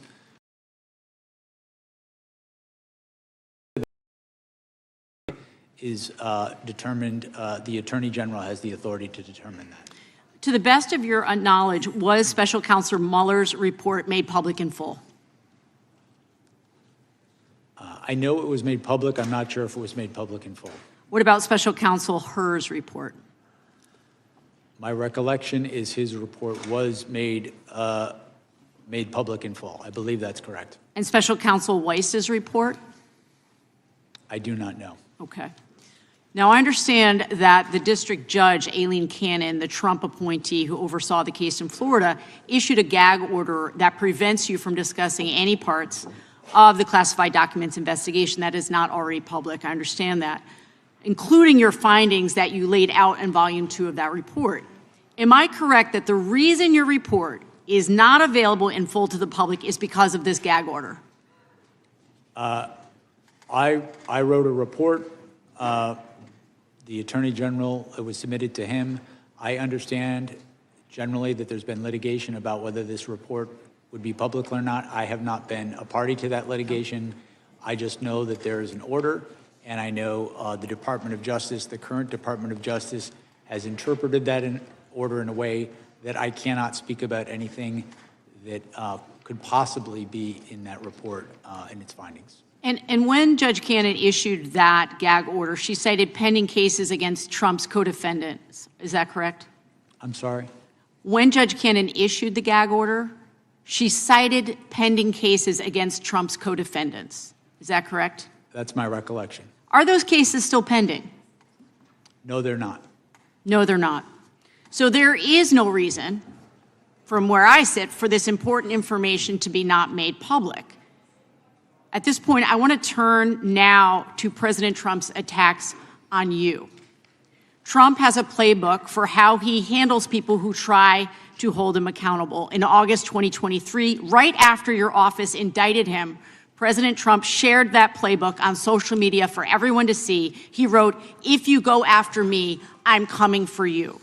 Trump has said that you, Mr. Smith, should be investigated and put in prison. He called you a disgrace to humanity, a radical left Marxist, a criminal. In fact, Trump has used the words deranged Jack Smith 185 times on Truth Social. How do you think that these statements have impacted you, your staff, and your investigation? With respect to me, I think the statements are meant to intimidate me. I will not be intimidated. I think these statements are also made as a warning to others what will happen if they stand up And I am, as I said, I'm not going to be intimidated. We did our work pursuant to department policy. We followed the facts and we followed the law, and that process resulted in proof beyond a reasonable doubt that he committed serious crimes. I'm not going to pretend that didn't happen because he's threatening me. And Mr. Smith, do you believe that President Trump's Department of Justice will find some way to indict you? I believe that they will do everything in their power to do that because they've been ordered to by the president. That's very concerning, obviously. It's very concerning to all of us, at least on this side of the aisle. This is Trump's playbook at work. Complain loudly, gin up hatred and resentment, then express a hope that somebody will do something, but never explicitly order anyone to act, and then watch as his followers and loyalists go after their targets. This is what happened on January 6th. Trump stood at the ellipse and gave a campaign speech to his supporters, and he said, if you don't fight like hell, you're not going to have a country anymore. And I think it's clear that his intimidation will stop at nothing. I want to speak on behalf, in closing, I want to speak on behalf No of closing. people. Chairman, regular order. No, I'm sorry. Mr. Chairman, I'm regular sorry, order. you have gone over numerous times. Time belongs to the gentlelady from Vermont. I'll let you go a couple more seconds. Thank you, Mr. Chair. Like I have all day. Thank you. On behalf of the people of the state of Vermont, thank you of your 30 years of service to this country, and to the police officer sitting here. I'm ashamed that you have not gotten your due. Time of the gentlelady has expired. yield back. The gentleman from New Jersey is I've got a UC request. Gentleman, the ranking member is recognized for UC. Thank you kindly, Mr. Chairman. The first is a New York Times article titled "Hunting Leaks, Trump DOJ Officials Seized Records of Democrats," explaining how the Trump administration subpoenaed Apple for data from the accounts of at least a dozen people tied to the House Intelligence Committee in 2017-18, including Representative Swalwell and Senator Adam Schiff. Without objection. And the other, similarly, is Trump's DOJ secretly obtained phone and text message logs of 43 congressional staffers and 2 members of Congress. That's December 10, 2024. Without objection. The chair now recognizes the gentleman from New Jersey. Thank you, Chairman. You know, I don't even know where to go because there's so much, Mr. Smith. There really is. But it isn't, what I do know is it's much more than how much people like or hate you, or like or hate Donald Trump, or like or hate Republicans, or like or hate Democrats. This is about the system. It's about what the Department of Justice did. It's about what you did. The core of the hearing is all about, can Americans still trust the justice system? Is it fair? Was it fair under you? And all they expect, they don't expect you to be perfect, but they expect you to treat everyone the same, Republicans and Democrats, liberals and conservatives, but that wasn't the case. When you treat people differently because of their political status, their political party, their ideals, that's hypocrisy. And I'm sorry to say, and I don't say it lightly, I do consider you to be a hypocrite. With that being said, you know, I think the prosecutors and the people around you stretch norms, change standards depending upon who was under investigation. So you don't like Donald Trump, and so you're a liberal Democrat, whatever the case may be. And they went after him. And by the way, it's interesting, in all those congressional records that were subpoenaed, all those congressional records that were looked at, was one of them a Democrat? The answer is no. So I got simple questions. I always say I'm a simple guy, but it really boils down to this. How much can Americans trust this system? In your special counsel report, you stated Trump engaged and was guilty of criminal conspiracies, and he was guilty of criminal conduct, and you publicly testified you believed you had the proof, etc. If prosecutors deal this way with cases, if they declare that it's guilty and it's over before a jury verdict, would Americans trust the justice system more, or would they? Would they trust the system more? The answer, go ahead, answer, please answer. I'm sorry, I didn't understand what you were asking me. So when this was all going on, before, and I believe it was political, before there was an entire case and we went through the whole case, you pretty much declared, and I'm not going to read the whole thing through again, that President Trump was guilty. That wasn't your job. That's a judge's job. It's a jury's job. It's not your job. Don't you think that's unfair, that's wrong, didn't make the playing field level? Did it make people less trustworthy of the system, yes or no? No. When I announced the charges in the election case, I specifically stated that the case needed to be tried and that he had a right to go to trial and he was presumed innocent. And thank you for, I just want a simple answer because we are limited on time. I disagree with you. I don't think you did. Your office secretly subpoenaed and got records of members of Congress. And you kept those subpoenas hidden through non-disclosure orders. That's wrong. They should have known. You want to do that, fine, it's wrong. Number one, it's wrong because people have a right, the American public has a right to know, the elected officials have a right to know. It's your right to subpoena them, but they should know. Secondly, and I brought this up before, not one Democrat, it's all puts more trust in the system when you're so partisan in that way? Yes or no? No. Politics played no role in our investigation. I have prosecuted Republicans and Democrats throughout my career. I have dismissed cases against Republicans and Democrats. Because you didn't have the proof. If prosecutors routinely rely on politically imbalanced investigations, and by this I mean, let me appeal to your sense of fairness. You're saying you're a fair man. We had a January 6th committee, select committee, that was appointed only by a Democrat, the then Speaker, Nancy Pelosi. Everybody on it was a Democrat, except 2 Republicans that hated Republicans. Was that fair? Was that fair? I mean, look at our system here in Congress. We've got Democrats, man, they speak up. You've got Republicans, we speak up. You hear both.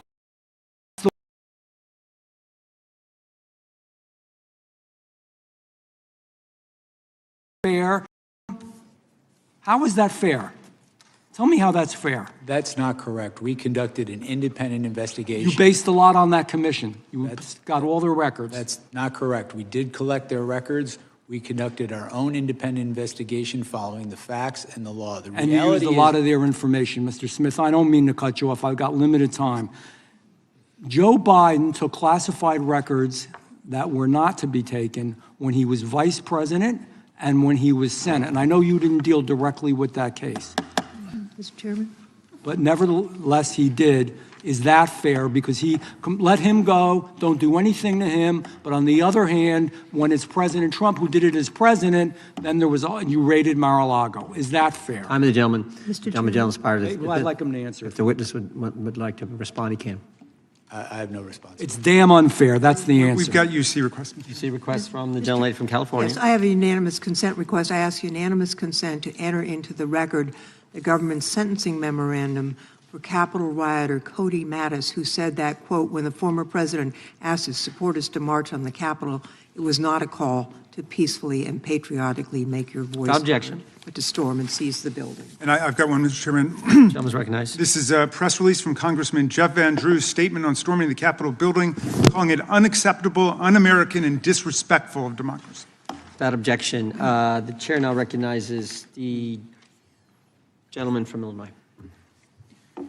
Thank you, Chairman, and thank you, Mr. Smith, for being here today. Let's remember why we're here today. Donald Trump incited an insurrection in 2020 because he refused to accept that he lost that election. And then he took classified documents with him and put them in Mar-a-Lago. Republicans support impunity for criminals, not accountability. There's no clearer example than that of the blanket pardon of nearly 1,600 insurrectionists on day one of this disgraceful presidency. Trump pardoned people convicted of seditious conspiracy who brutalized police officers. There are 4 of them who can testify to that here, and who wanted to kill Vice President Pence. People who've committed more crimes since the insurrection: sexual assault, child molestation, aggravated kidnapping. That's who Trump pardoned, and that's whose side Republicans are on. They may not want to, but they are, because they refuse to tell the truth. Mr. Smith, let me ask you something. Does pardoning violent rioters who brutalize law enforcement officers, spray peppering them, tasering them, beating them up, kicking them, smashing them in door frames, make our country safer? Absolutely not. As a prosecutor, can you describe why these pardons make our communities less safe and undermine our criminal legal system more broadly?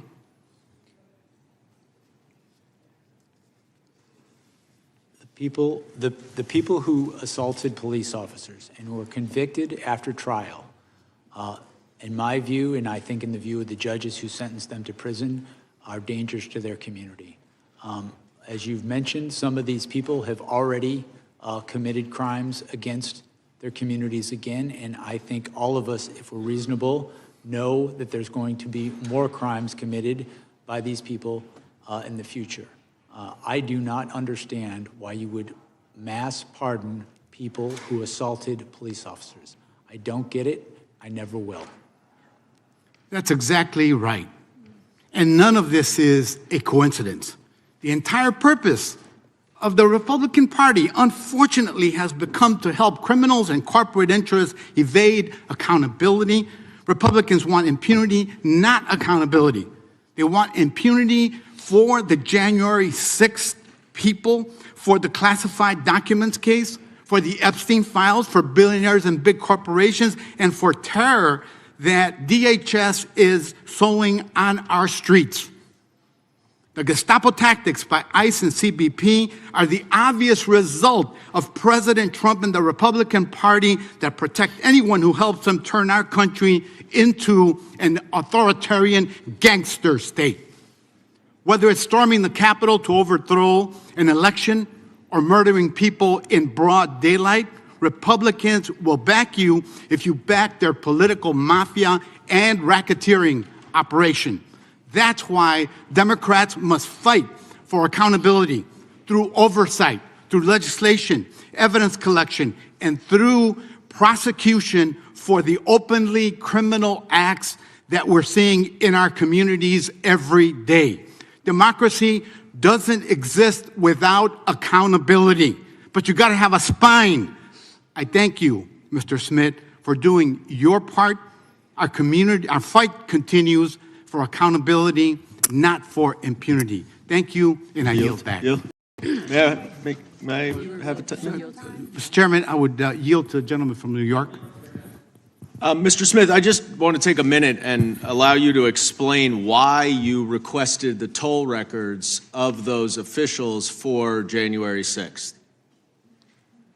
For the January 6th investigation, you mean, yeah. Correct?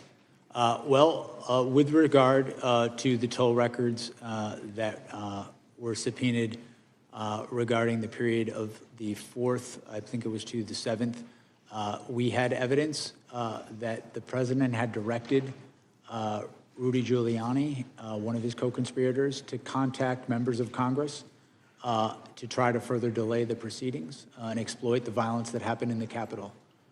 We had evidence that those calls had happened. We wanted to get more evidence of that to corroborate it for trial. That is, again, as I've mentioned earlier today, a standard part of an investigation to understand who a conspiracy is trying to reach out to, how they're trying to influence people. And you want a documentary confirmation? Yes, correct. Time of the gentleman is expired. The gentleman from Texas, Mr. Nels, is recognized. Thank you, Mr. Chairman. Mr. Smith, I'll just cut right to the chase here.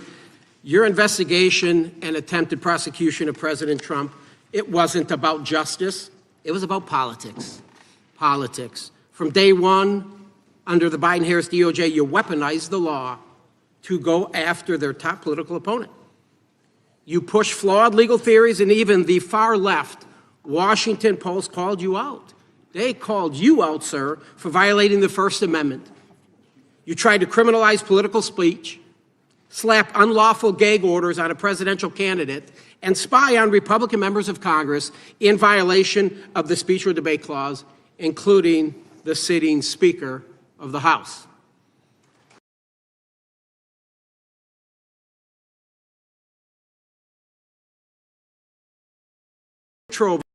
Right before the election, and you did it to sway voters. That's why you did it. And don't get me started on that raid at Mar-a-Lago or your unconstitutional appointment, which a federal judge in Florida rightly tossed out. A very bad day for you. This wasn't, Mr. Smith, about upholding the law. It was about tearing down President Trump and anyone close to him. You even tried to ram through a politically motivated final report after your cases collapsed, including the Presidential Transition Act and basic fairness. But here's the good part, America, here's the good part. The American people saw right through it. They rejected, sir, your witch hunt loud and clear in November, handing President Trump a commanding victory. The voters spoke loud and clear. They wanted an end to the weaponization of our justice system. In your opening statement, you spoke about proof of beyond a reasonable doubt. Mr. Smith, I will give you proof beyond a reasonable doubt. Donald Trump winning the popular vote by over 2 million votes. The Electoral College by 85 votes, along with every single swing state. Now, sir, that is proof beyond a reasonable doubt that the crap you were shoveling did not pass the smell test with American people. To put it bluntly, Mr. Smith, the stink remains on you. And lastly, I would like to quickly address the police officers of January 6th. Mr. Dunn, Mr. Fanone, Mr. Gonell, Mr. Hodges. I'm a member of the new select committee to actually examine what happened that day. And I can tell you, gentlemen, that the fault does not lie with Donald Trump. It lies with Yogananda Pittman and the U.S. Capitol leadership team. We know they had the intelligence and there was going to be anti for violence that day. Claim my time, yeah. You will be in order. The time belongs to the gentleman from Texas.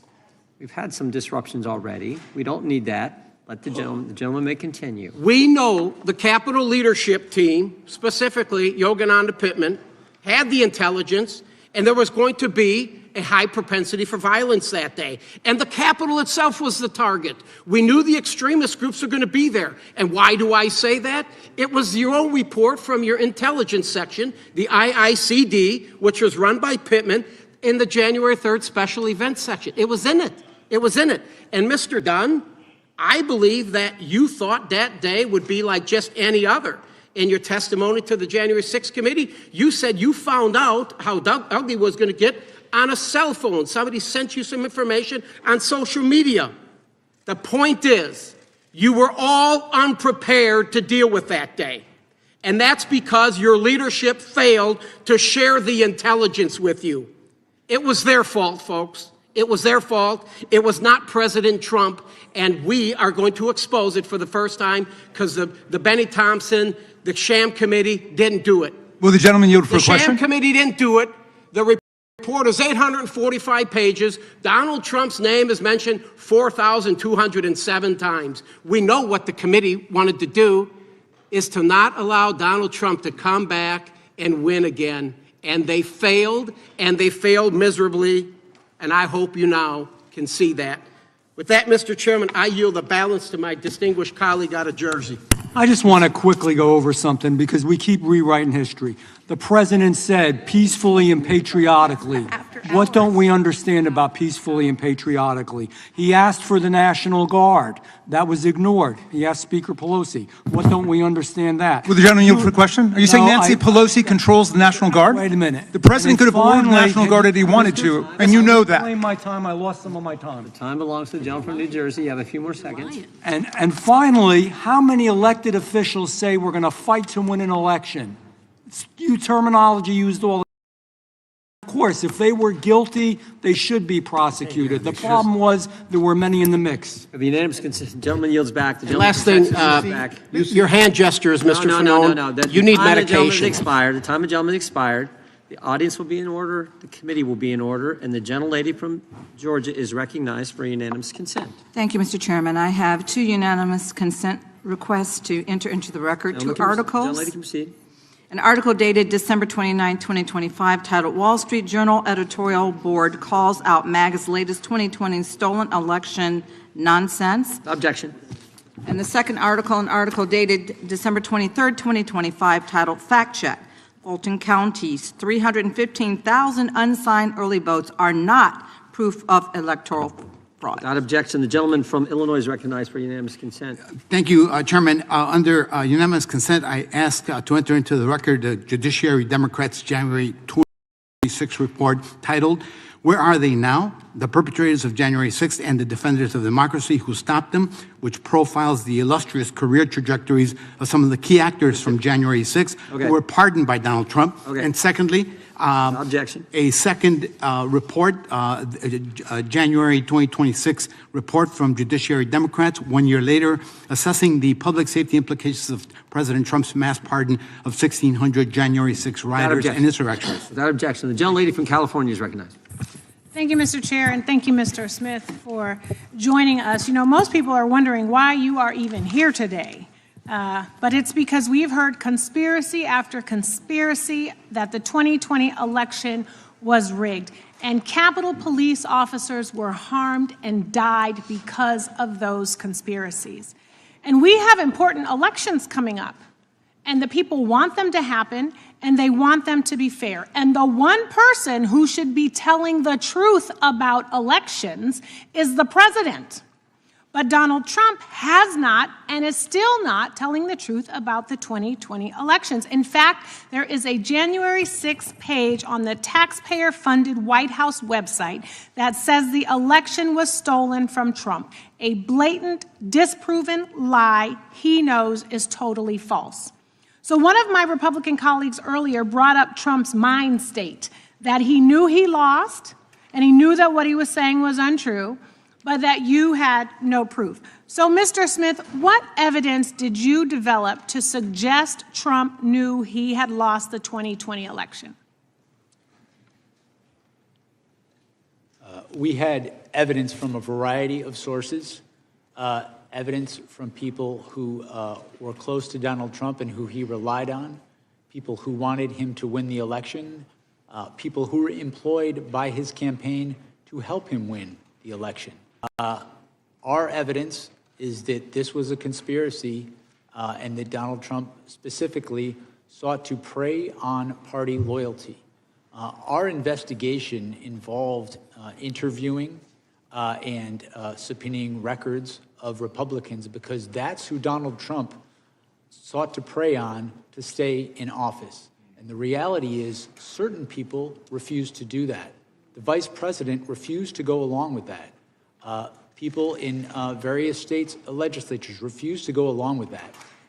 And the reality is that if we took this case to trial, a good number of our witnesses would be Republicans.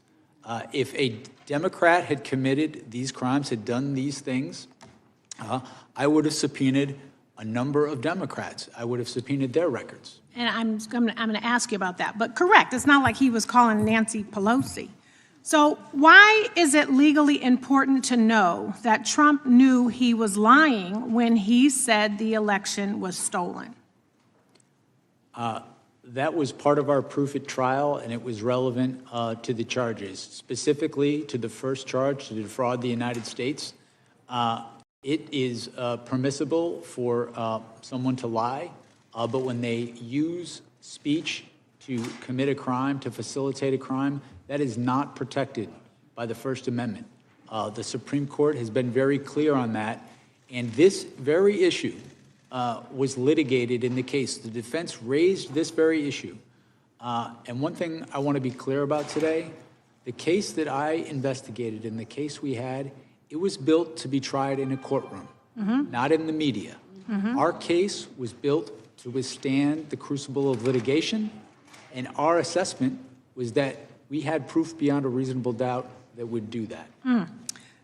Because the Democrats weren't going to help us, and even some Republicans wouldn't help us. And so our evidence shows repeatedly that the plan was to see if you could prey on people's party loyalty. Time of the gentlelady's expired. The gentlelady from... Thank you, I yield back. Gentlelady yields back. The gentlelady from Wyoming is recognized for 5 minutes. Mr. Smith, it was during your deposition with our committee that you revealed that you tasked your team, specifically J.P. Cooney, to engage with the partisan January 6th committee. You had to have known at the time the controversy surrounding this committee, including the fact that all of the members had been appointed by Nancy Pelosi, who disallowed the Republicans from being able to engage. Yet you proceeded anyway, raising numerous questions as to your strategy for conspiring with the J6 committee. You had every possible resource available to you. Your prosecution of President Trump was clearly a priority for the Biden administration, and it is clear that you had an unlimited budget. And you also left no stone unturned, even subpoenaing records from sitting members of the House and Senate. So what information could the J6 committee possess that you and the nation's top law enforcement agency could not obtain on your own? I did request J.P. Cooney. What did they have that you couldn't obtain on your own? In any investigation, you What information did they have that you were not able to obtain on your own? I couldn't know that until I had their information. Was there anything there? Did you find that they had information that you were not able to obtain? I don't recall specifically every bit of information. What I can tell you is we took in their information because we wanted to collect any information that could be relevant. We made our own independent assessment of the evidence. Okay, so from the time that you were appointed as special counsel up to the date of your resignation in January of 2025, did you personally have any contact with any members, staff, or contractors of the House's January 6th Select Committee, and if so, who? I do not believe I had contact with anybody personally from the January Select The Committee. January 6th committee failed to archive or preserve its video recordings of witness interviews, deleting or destroying as many as 900 interview summaries or transcripts involving more than 1 full terabyte of digital data. I repeat, the J6th committee destroyed evidence. Let that sink in. Why would they do such a thing? I think we have a dang good idea. The committee actually used selective clips from these videos and transcripts during their hearings, and yet by destroying this evidence, they have denied Congress and the public the ability to obtain their full content and context. They created their narrative by selective use of the evidence before them, so how very convenient. Did you or your team receive any of those witness transcripts or video recordings of transcribed interviews from the Select Committee that were not released to the public?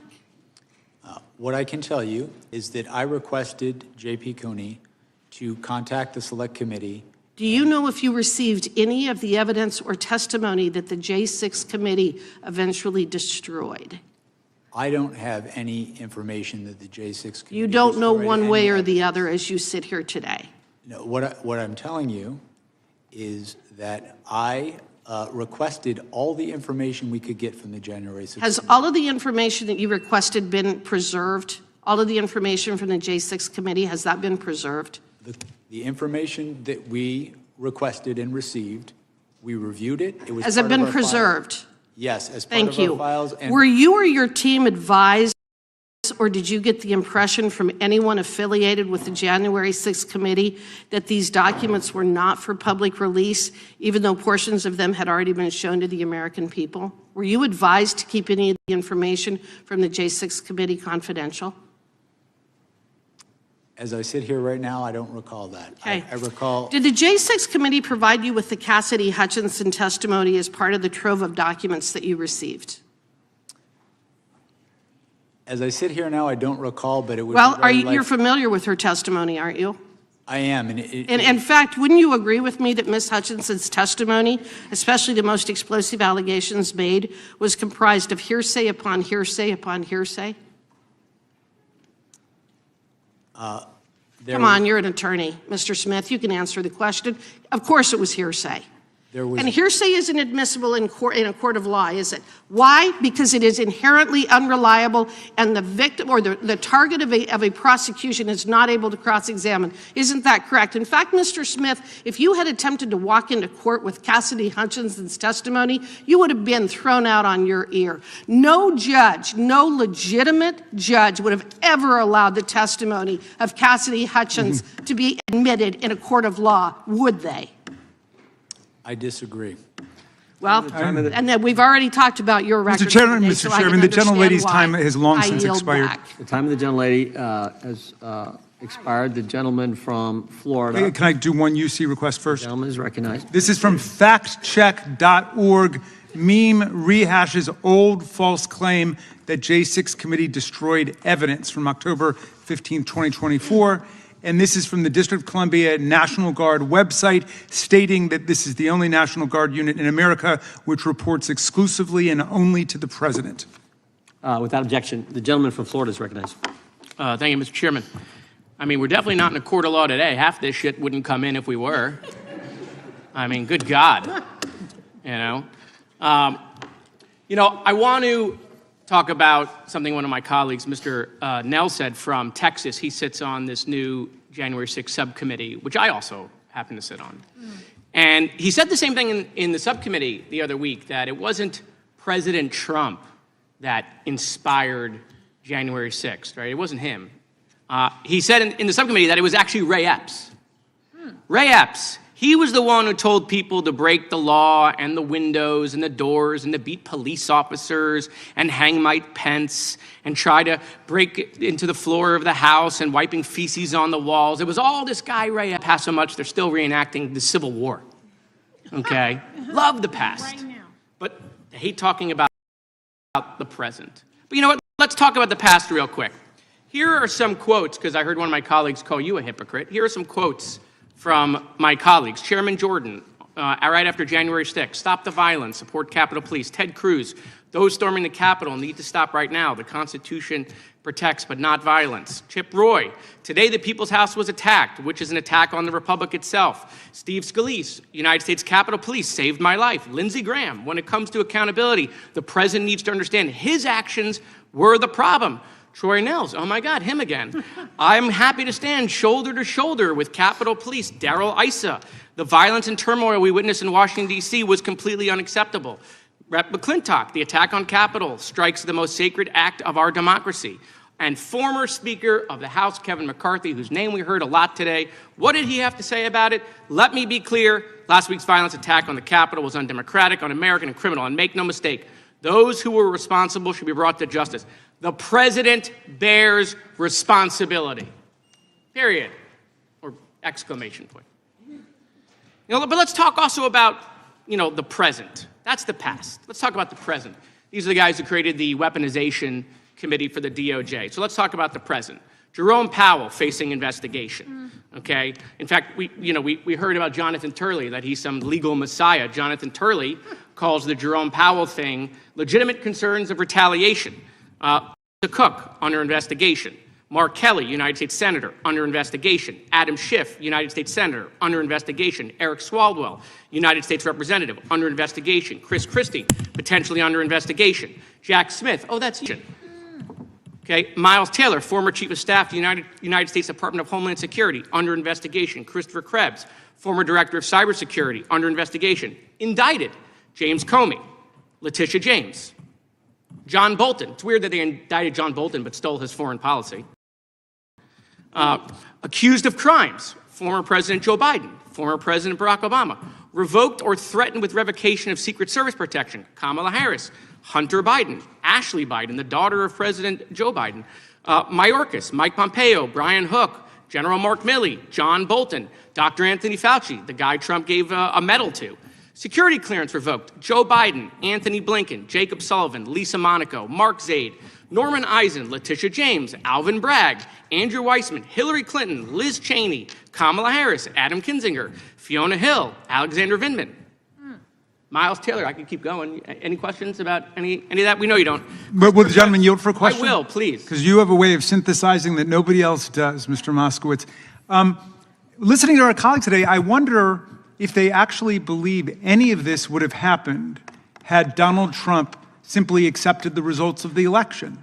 You mean like Al Gore did when he lost 5-4 at the Supreme Court? Yeah. Yeah. Would any of this, would the violence have happened? Would the fake counterfeit slates have happened? The threats against Vice President Pence? No, none of it would have happened. And Leanne Panetta would still have a security clearance. So would John Brennan.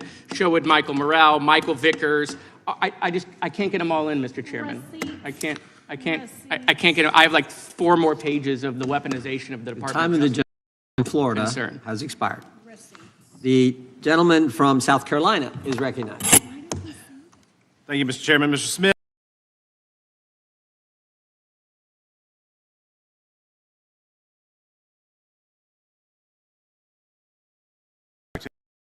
And on that election case, after that, you asked for a trial date when?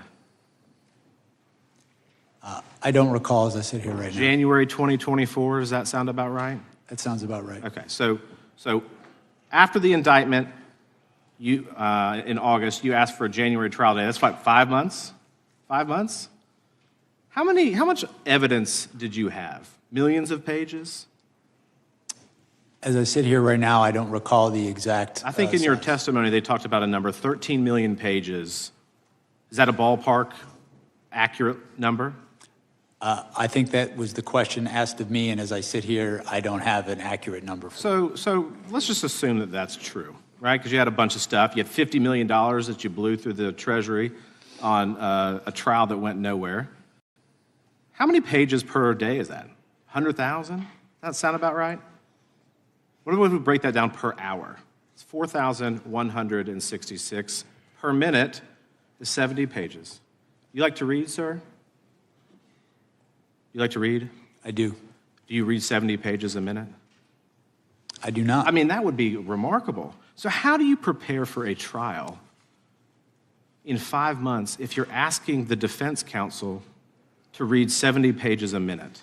How do you do that and prepare a defense and look at all the witness testimony and video evidence that you supposedly had? How do you do that? You know what's shocking to me, and I think that one of the most egregious aspects of this case, Mr. Smith, is that if you get a traffic ticket in Washington, D.C., you're not going to trial in 5 months. But you want the president, the former president,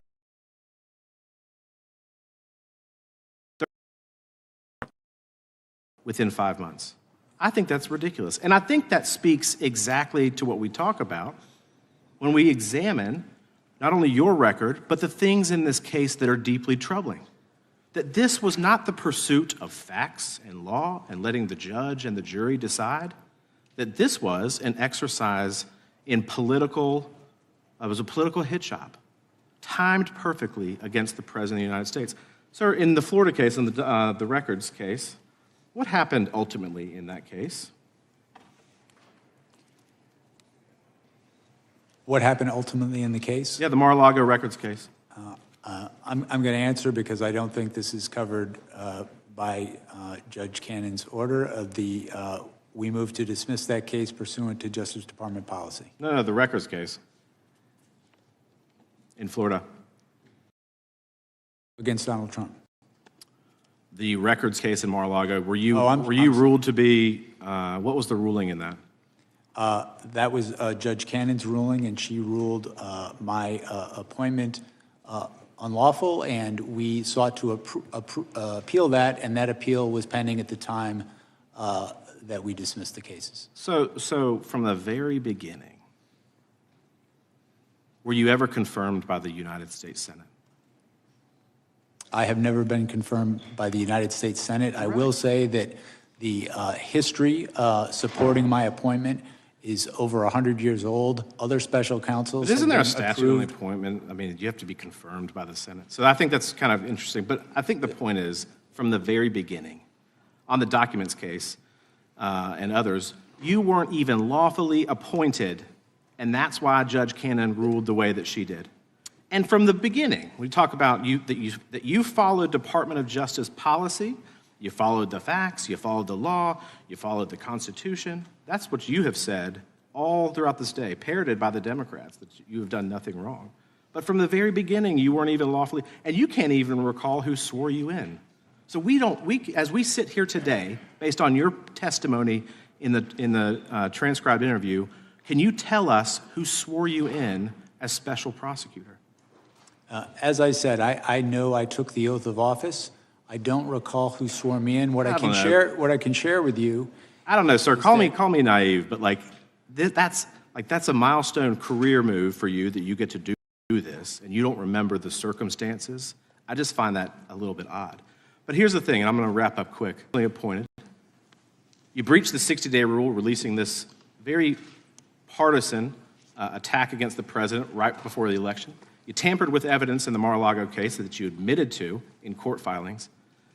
You subpoenaed members of Congress and their phone records in violation of the Constitution, of current statutes. You didn't even let the court know that these were members of Congress.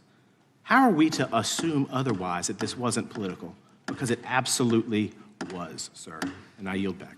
Gentleman yields back. The gentleman from New York is recognized for 5 minutes. I would caution my friend from South Carolina and others against jumping into bed with Judge Cannon, who's been rebuked repeatedly by the 11th Circuit because she is completely lawless. But let's go back to the actual evidence rather than all the procedural stuff about when you were sworn in or not. I don't blame you for not remembering that. You've been probably sworn in a dozen times. It doesn't jump out at you. I want to go back to the evidence, though, that Donald Trump knew that he was lying about the election.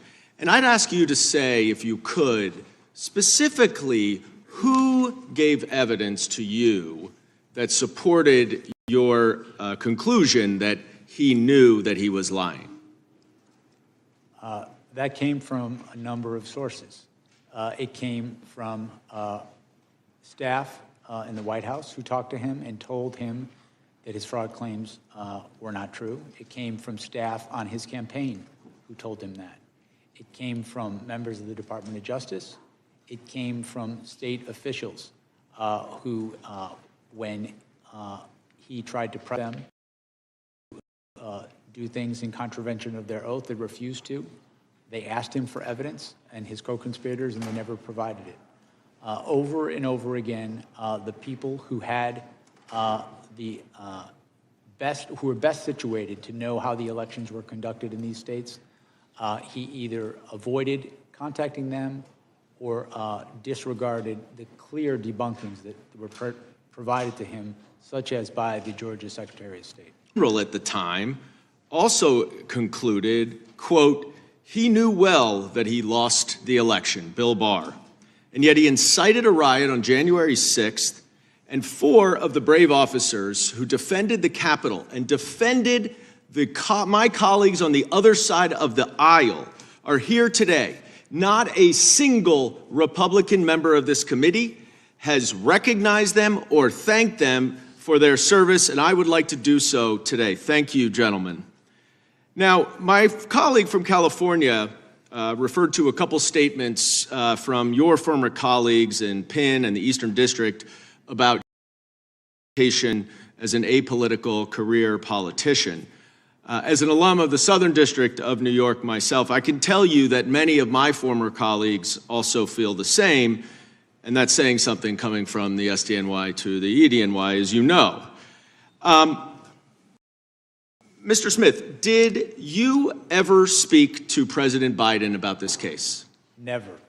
Did you ever receive orders or direction from President Biden or anyone else in the White House about this case? No. Did you ever receive any direction from the Attorney General Merrick Garland regarding how you should, whether or not you should charge this case? No, I was given the independence to make that decision on my own. An independent special counsel, exactly.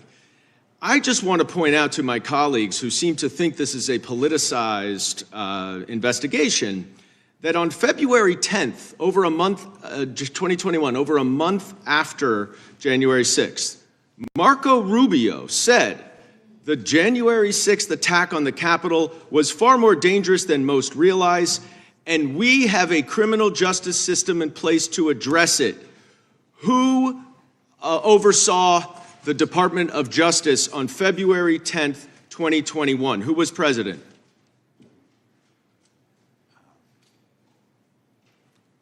February 10th, 2021. That would be Joe Biden. So Marco Rubio wanted Joe Biden's Department of Justice to investigate Donald Trump and his January 6th insurrectionist. I want to ask you in my last few seconds, Mr. Smith, you're not the first special counsel to investigate Donald Trump. Special Counsel Mueller, also of impeccable integrity, concluded that the 2016 Trump campaign welcomed foreign interference from Russia and used it to help them. Donald Trump has made it a litmus test to be hired in this administration to say that the 2020 election was fraudulent, even though, as you have established, it was not.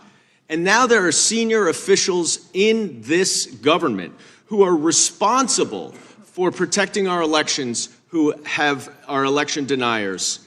Can you describe in a few seconds what your concerns are about the upcoming election based on your investigation and what we know today?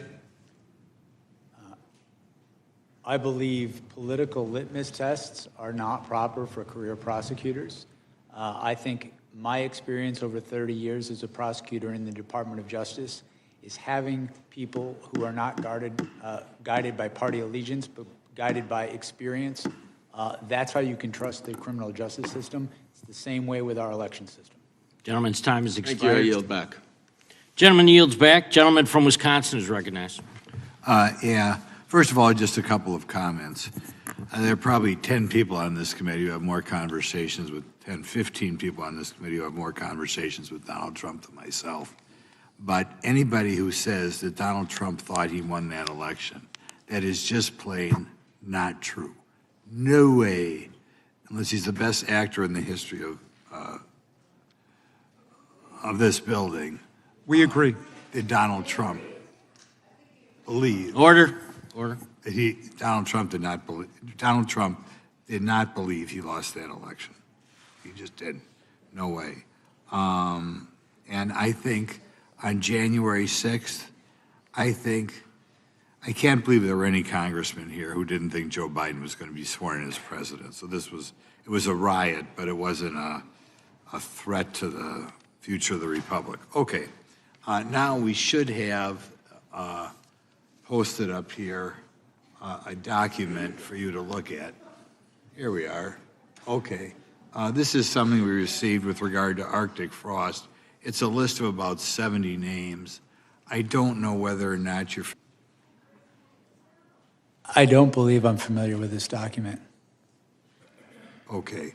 The document contains just about every person who was higher up in the Donald Trump campaign. There's a little more emphasis on here on people involved in Wisconsin, but you're not familiar with the document. I'm sorry, sir, what was your question? Would you know what was in this document? These names, you familiar with them at all?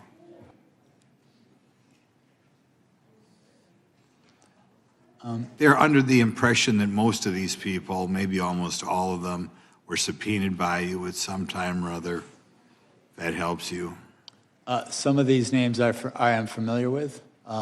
Others I'm not familiar with, or I don't recall as I sit here now. Okay. We'll eventually submit another question for you on this later on. From the time you were appointed as special counsel to your resignation in January 2025, did you ever have contact with the January 6th Select Committee? I did not personally. When I became special counsel, I directed my deputy to ask the Select Committee to provide us whatever evidence they would provide us. So you directed people to have direct contact? I directed my deputy to make contact to collect evidence from them. And that's J.P. Cooney? J.P. Cooney, my deputy, correct. Okay. Did you have any concern that the evidence collected by the Partisan Select Committee would be in any way tainted by politics? I apologize, sir. I just couldn't hear you because of the door. I'm sorry, we had people going through here. Did you have any concern that the evidence collected by the Partisan Select Committee would be in any way tainted by politics? I intended to conduct an independent investigation, and my goal was to collect the evidence, assess it, and consider it with all the other evidence we would collect and make an independent determination in my investigation separate from that investigation. I'm going to go back and ask you something on that one before, because I think I know the answer. There's a person on that list by the name of Vicki McKenna who we believe did have her records subpoenaed. Are you familiar with that name at all? As I sit here right now, I am not familiar with that name. Okay, thank you. With regard to part of the documents that you received was with regard to Cassidy Hutchison, right? We requested that they give us everything they were willing to give us. As I sit here now, I don't recall if specifically her information was in there, but I'm not denying that it was. It may well have been. Okay, we'll go back. Your team issued subpoenas to various financial institutions, telecommunications providers, and conservative entities requesting communications between them and President Trump's campaign, right? We did issue subpoenas for various sorts of information, correct. Okay. And the bank records, you would say, or we could describe, were fairly broad, the request? We issued subpoenas for certain bank records as part of our investigation, yes. Okay. Shortly after you're appointed, you issued subpoenas to state and local officials for their communications with President Trump, is that correct? And his campaign. As I sit here now, I'm trying to recall specific investigation to understand the communications between President Trump and various entities, including state officials. One final question. One quick final question. Yeah. Do you really believe that President Trump thinks he lost that election? Yes. Our investigation following the facts and the law determined that... No way. Thank you. That's enough. I have a unanimous consent Gentleman request. from New York is recognized for unanimous consent. Actually, I have two. One is to article entitled, "With A.G. Bondi next to him, Trump says deranged Jack Smith must be investigated." And the other is a tweet from Marco Rubio. "There is nothing patriotic about what is occurring on Capitol Hill. This is third world style anti-American anarchy." Without objection. Texas is recognized. Can I get an extra 33 seconds? You get your full 5 minutes. Well, okay, fine. It's curious because you've sat here all day, and thank you so much for showing up, because this was something that you wanted to do. The Republicans wanted to make sure that you were hid in a room with no cameras, because I was there. They didn't really want you out public because they were afraid of what you would say, which is that you could have proven your case because you are a career prosecutor who knows how to prosecute criminals. So just to be clear, today it seems like the Republicans have not really fought very much about whether or not Trump was guilty or not. In fact, their fight seems to be over whether or not you were authorized to prove their guilt. Do you recall a number of Republican members asking about whether or not your appointment was okay, even though we know that you've testified about the more than 100-year precedent that allowed for your appointment? I was asked questions about that today, and our position, as we filed in our appeal, is that there was strong support for my appointment, including Supreme Court precedent directly on point. Thank you so much. Additionally, everybody's been all gingerly here today, but I don't know why we're acting surprised that a man who had close to 90 allegations out of 4 different jurisdictions and ultimately ended up with 34 convictions after a jury was able to hear all the evidence would possibly be committing a criminal act on January 6th. In fact, considering the fact that we are now under the impression that he is violating people's due process rights, he is ignoring court orders, he's starting wars without congressional authority in contradiction to the Constitution. He's enriching himself to the tune of over $1.4 billion. He's shaking down electeds to draw maps that will help him stay in power because the Republicans don't understand that they swore an oath to the Constitution and that we are supposed to do checks and balances on TV stations to get money. So why are we trying to pretend as if it is out of the realm for this particular man to commit the crime that he committed on January 6th? And frankly, honestly, the only reason he ran for president was to make sure that he would not be prosecuted, because I fully believe that you would have put him under the jail based on our long form conversation that we had. But according to your special counsel report on page 137, it states the department's view that the Constitution prohibits the continued indictment and prosecution of a president is categorical and does not turn on the gravity of the crimes charged, the strength of the government's proof, or the merits of the prosecution, and that, quote, but for Mr. Trump's election and imminent return to the presidency, the office assessed that the admissible evidence was sufficient to obtain and sustain a conviction at trial. In other words, Donald Trump ran for president, like I said, so he wouldn't have to spend the rest of his life in prison. The chairman and other members of this committee have spent all day attacking you and trying to rewrite the history of January 6th. But Mr. Jim Jordan, the chairman, failed to mention how he was running around the Capitol terrified by the possibility that all those insurrectionists would harm him. In fact, on page 97 of the deposition transcript, you mentioned how Mark Meadows, the president's chief of staff, quote unquote, never saw Jim Jordan so scared.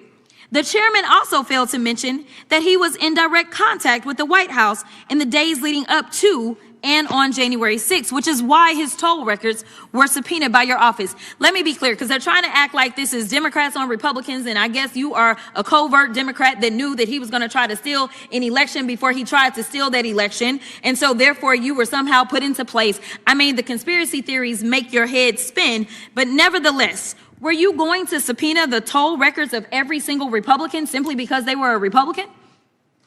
No. We subpoenaed the toll records in the course of this investigation because they were relevant to our investigation. Relevant. Oh, okay. All right. So that means something about facts. So let's talk about facts. Donald Trump lost to Joe Biden, yes or no? That's correct. Okay. In fact, 60 federal and state courts have found that there was no evidence of election fraud. Trump's own attorney general and vice president knew that he lost the election, but he still tried to steal the election by pressuring state officials, designing fake elector plans, nearly having Mike Pence hanged, and ultimately demanding that his supporters, quote, fight like hell, correct? Correct. We all saw it happen once they reached the U.S. Capitol. As your report outlines, President Trump knew that he would incite violence at the Capitol that day. In fact, some of Trump's senior advisors were pushing for violence. For example, page 81 of the report details how co-conspirators number 2, John Eastman, tried to convince Mike Pence to break the law, stating that, quote, violence was necessary. So it isn't just Trump who is responsible for the death of multiple law enforcement officers and the injuries of thousands of people. A lot of Republican members of Congress are also responsible. 147 Republicans voted to overturn the 2020 election results, including multiple members currently serving on this committee. And I will yield. Gentlelady yields. Gentleman from North Carolina is recognized. Thank you, Mr. Chairman. Mr. Smith, we've heard a lot of information that's gone across this day as we spin it here. We've heard disregard for the First Amendment at times. We've heard talk about solely seeking charges against Donald Trump, obviously targeting. We've talked about the amount of time and reasonable time frame.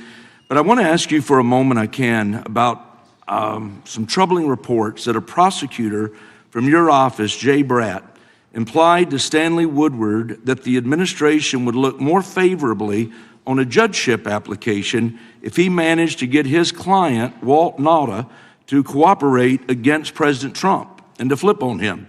And we know this because Stanley Woodward himself came forth with this information. And I guess my question for you, is this appropriate behavior for a special counsel's office to leverage attorneys' future career prospects? Sir, I believe I can answer this question, even though it's regarding the Florida case, because we did filings on it, and I'm not referring to anything in the final report. And my answer to you, sir, is that when I was first notified about this issue, which was 9 months after it allegedly occurred, this is alleged to have occurred before I was even special counsel, what I did is I directed my deputies to look into it. We made sure the person involved self-referred it to OPR, And then we did a filing to the court. There was a motion by President Trump's attorneys. We responded and we laid out our position. And our position was that I did not believe that allegation was credible. At best, it was a misunderstanding because the people in the room did not understand any threat to be made. Even Mr. Woodard, in his allegation, claimed it was only an inference. 9 months went by where we interacted with Mr. Woodard, in which we had no hearing of a complaint. When the complaint was raised for the first time, which was on the eve of that indictment being brought, it was raised in the guise of asking the court to delay the indictment while an investigation of it happened. So I take allegations of misconduct very seriously. I would not want any of my attorneys threatening anybody. Ultimately, when I looked at this, I did not credit it, and we responded with our position in court. But we also, it was clear that it was referred to the Office of Professional Responsibility, which is what good prosecutors do in that situation. Well, again, to say that you didn't consider it to be credible, I guess we have the United States Associate Attorney General, Stanley Woodward, who claims that this threat was made to him, and I don't see what he would stand to gain from not telling the truth there. And I understand that you tasked 2 of your attorneys with investigating those statements made by Bratt, but given the amount of publicity and the scrutiny that was surrounding this entire investigation, why in the world did you not initiate an independent investigation into these very alarming allegations? Well, 2 points there. You stated that you don't, why would he do this? When he made the allegation, when this allegation first came from President Trump's attorneys and then days later from Mr. Woodard, he did ask for the case, the indictment, to be put off in result of this. So there was a thing he was asking for in result. And with respect to an independent investigation, that's exactly why you refer this to the Office of Professional Responsibility. They conduct an independent investigation outside of my office. Well, let me just say, for 4 years, we watched the Biden administration politicize and weaponize the Department of Justice. From going after pro-life activists to spying on faithful Catholics, the Biden administration showed disregard for impartiality. And this blatant disregard was perhaps no clearer than in the targeting of President Trump. We've talked about it all throughout this day. They knew they couldn't beat him at the ballot box, so they pursued alternative options. And I'm grateful for this committee's efforts today to investigate this conduct to ensure accountability. And while elections are not akin to jury trials, I feel strongly that the results of the 2024 election sent a clear message about how the American people feel about these politicized charges. And I think they absolutely made a difference in those 24 elections. And with that, Mr. Chairman, I yield back. Gentleman yields back. The gentleman from Missouri. Mr. Chair, I actually have a UC. Gentleman is recognized. This is, let's see, I asked unanimous consent to enter into the record this DOJ press release titled "Houston Man Sentenced to Prison for Assaulting Law Enforcement with Dangerous Weapons During January 6th Capitol Breach." Without objection. My second one is I asked unanimous consent to enter into the record an article titled "They Ransacked the U.S. Capitol and Want the Government to Pay Them Back," published by the Washington Post, January 21st, 2026. Without objection. Gentleman from Missouri is recognized for 5 minutes. Thank you, Mr. Chairman. Mr. Smith, after indicting the leading Republican candidate for the President of the United States on August 1st, 2023, you asked for a trial date of January 2024, just 5 months later. During your deposition, you did not dispute that that would have given Trump's legal team just 5 months to review 13 million pages and thousands of hours of video evidence, working out to nearly 100,000 pages per day. Mr. Smith, you claim that you acted independently of the upcoming presidential election, and yet you pushed for a trial date ahead of the election. Why such a rush to charge and try and pursue conviction on President Trump? I sought to move that case forward expeditiously because the public has a right to a speedy trial as well as a defendant. That is, there is Supreme Court precedent directly on point regarding that. I felt it was my duty to do that. I considered all options. I listened to. But isn't the right to a speedy trial primarily a right of the defendant? I honestly, before your arguments, I've never heard of the idea that the prosecution has a right to speed up a trial and require the defense to review 100,000 pages a day in order to get a trial in before an election. I've never heard of such a thing. The Supreme Court, in at least, as I sit here now, 3 different cases, has stated pretty explicitly that the right to a speedy trial is the public's as well as the defendant's, and that you were trying to get President tried, convicted, and hopefully in prison before Election Day. I understand, Mr. Smith. I think it's very telling that during your deposition you could not articulate any evidence that President Trump instructed individuals to unlawfully enter the Capitol on January 6, 2021. You claim that President Trump was, quote, responsible for the events at the Capitol on January 6th, which was not charged in your indictment. How do you reconcile that with the position of the department in other GA? President Trump wasn't responsible for the events at the Capitol that day?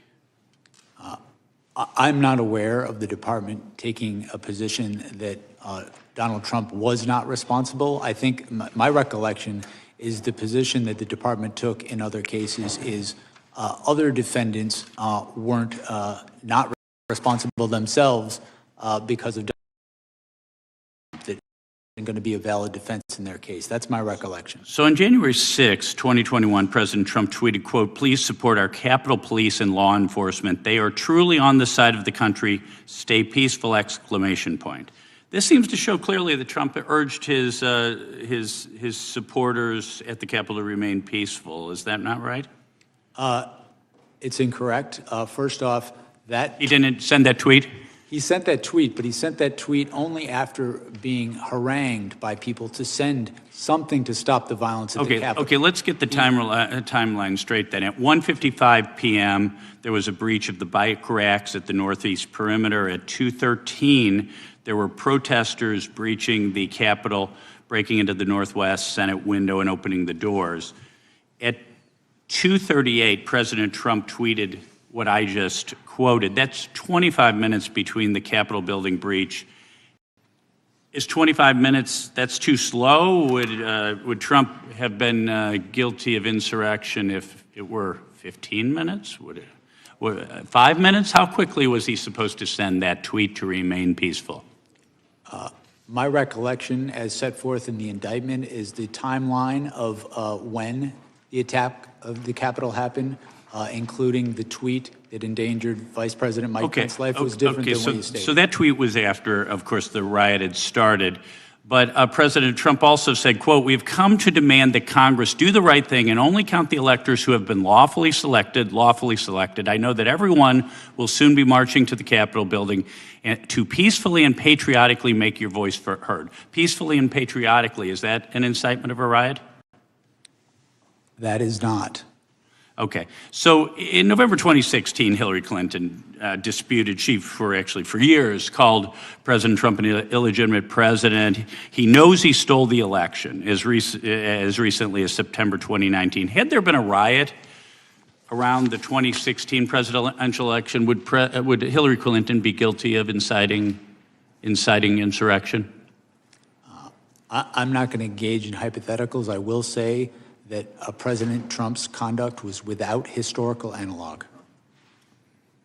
Thank you, Mr. Chairman. I yield back. Gentleman yields Mr. back. Chair, may I Young lady from Vermont. Mr. Chair, I ask a unanimous consent to enter into the record the first superseding indictment for Capitol rioter and Oath Keeper Kelly Meggs, who brought weapons and armor with him to D.C. and wrote to a friend, Trump said it's going to be wild, it's going to be wild. He wants us to make it wild. That's what he said. Okay. He's calling us to the Capitol and wants to make it wild. Sir, yes, sir, gentlemen, we're heading to D.C. to pack our shit. And, Mr. Chair, I have a unanimous consent request. I ask unanimous consent to enter into the record this superseding indictment filed the Department of Justice on August 27th, 2024, that outlines how Donald Trump, among other felonies, conspired to defraud the United States in his effort to fraudulently and violently overturn the results of the 2020 election that he lost. Without objection, the gentleman from Washington is recognized. Thank you, Mr. Chair. Well, 5 hours later, here we are. One of the benefits of being a freshman member of this committee with the least amount of seniority is you get the benefit of getting everybody else listen to them talk first. I want to start by saying that starting out, I was not real familiar with this issue. In fact, when the chairman of the committee told me we had Jack Smith coming in, my first response privately was, "Who's Jack Smith?" And I say that because my wife and I have 5 young children. We don't have cable television, and by the time we get them to bed, we're either watching Netflix or better yet, reading books. So when I came to this, I wanted to take a real honest look at what had happened. And I should also say that, a little about what I think happened on January 6th. I think, like most Americans, think Donald Trump was cruising to re-election in 2019 with the booming economy, and then COVID happened, George Floyd happened, a lot of things got changed. But I do think in those circumstances that Joe Biden won that election. I also think, like most Americans, that January 6th was a terrible attack. I think it was a terrible riot.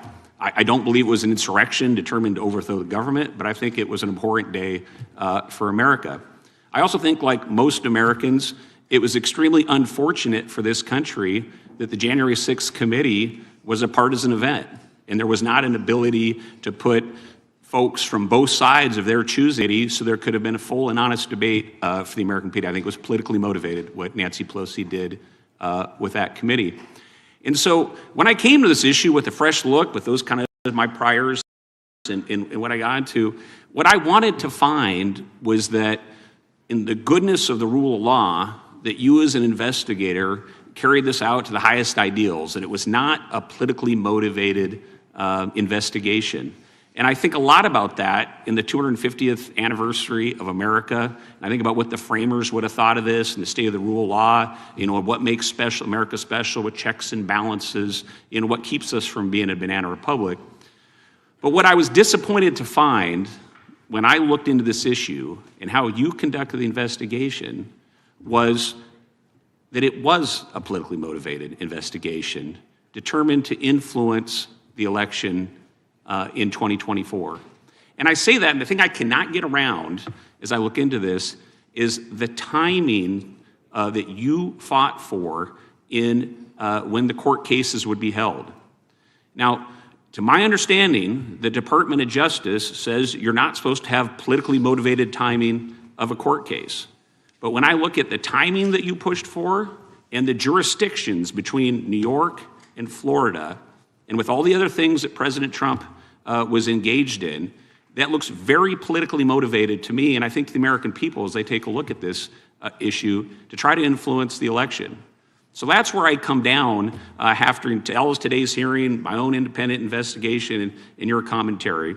I sincerely hope that conclusion is incorrect, but that's the conclusion I come to, and I think when most people, if they look through this not through a partisan lens, I think they'll come to, they will not be able to get around the fact of how you timed these elections. I think that's really to the detriment of the American Republic and for where we sit today as a country. And so my one question for you, Jack Smith, is are you familiar with the Vietnamese city of Bến Tre? I am not. Well, Bến Tre was the site of an intense firefight in early 1968. And after that intense firefight that destroyed the town, a reporter from the Associated Press interviewed a U.S. major, and he said it became necessary to destroy the village in order to save it. Now, historians do not know what was the name of that U.S. major, but I think when they look back at your engagement with our democracy in this republic, they will remember your name. And when it comes to the rule of law that is the foundation of this country, they will remember someone who helped destroy the rule of law. And with that, Mr. President, Mr. Chairman, I yield back. Gentleman yields back. Ranking member is recognized for. Oh, I was wondering whether you would yield for a question.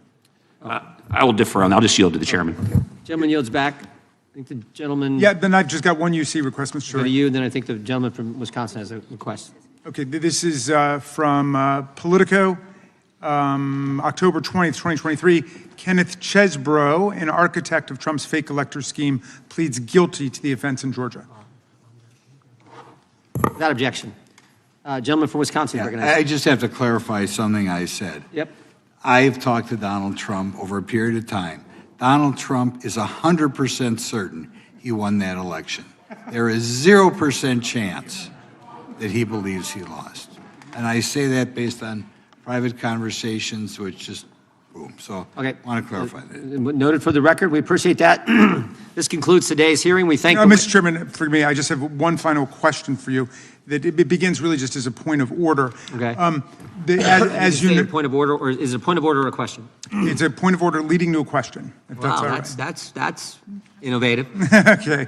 So it's I don't think that's an order, but because I'm such a nice guy, well, I I'm going appreciate to let that. you state it's whatever you're straightforward stating. and it's in good faith. Okay, Look, in good faith. Because of nothing you've done and nothing that I've done, Jack Smith has not been able to answer the vast majority of questions about what's in Volume 2 of his special counsel report relating to the stolen documents. Now, it's been said that the judicial order that Eileen Cannon imposed will be lifted in February. And so I guess my point of order is, do we intend to bring him back so he can answer questions about Volume 2 and about the stolen documents case? We'll take it under advisement. Okay. Well, then we're just see what the court decides to do, frankly. I got you. Well, then in that event, I've got the signatures of every member on our side who are writing to notify you of our intent to call him to testify in continuation of this hearing to answer all of the unanswered questions about the second half of his That work. will certainly factor in tremendously when we make our decision. Okay, because we have a right on the minority day to have a witness, and we will exercise that right. You're going to call him back again? Yes. Wow. Okay. So, and We'll see. yeah, okay. I'm citing Rule 11, Clause 2J. We look forward to seeing the letter, and we'll find out. Thank you. We'll take it all under advisement, as we said. That concludes today's hearing. We thank the witness for appearing before the committee today. Without objection, all members will have 5 legislative days to submit additional written questions for the witness or additional materials for the record. Without objection, the hearing is adjourned. Awesome. Here's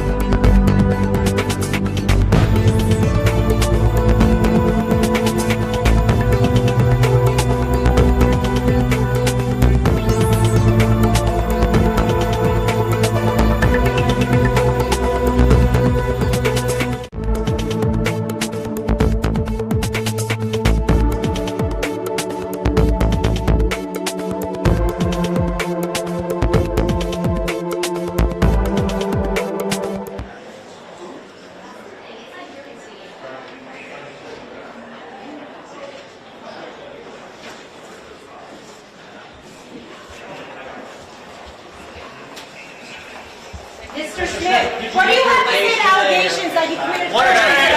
What do you have to say to allegations that you defrauded the American people, Mr. Smith? Mr. Smith, what about, that you wasted can you expound on this idea that you said that you think you're going to be prosecuted? Can you expand on that a little bit? The president, sir? Back it up, please. Can you talk? Did you defraud the American people? Do you think you're going to go to jail, Mr. Smith? Do you think the DOJ will come after you? Mr. Smith, what about Mr. Smith, do you think I know your last name? Mr. Smith, how could you say that Trump has no First Amendment right to question an election, but Hillary Clinton gets away with the Russia collusion evidence? Mr. Smith, are you shocked that President Trump won the election? Did you think you were going to get away with breaking the law? Mr. Smith, did you think you would get away with breaking the law? No comment, sir. Did you commit perjury? Did you perjure yourself, Mr. Smith? Are you afraid you're going to be indicted, Mr. Smith? No comment?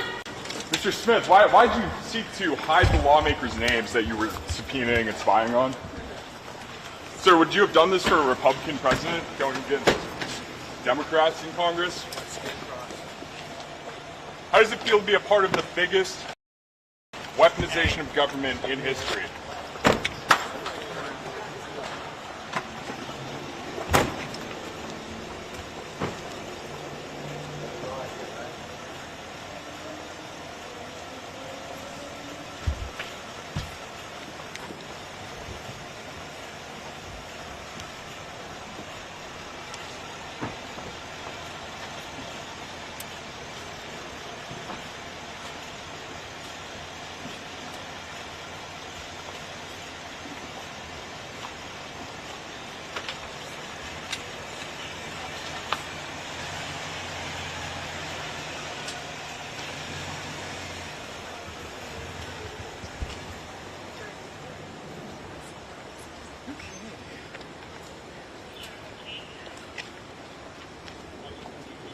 No comment. Good to see you again. Sure.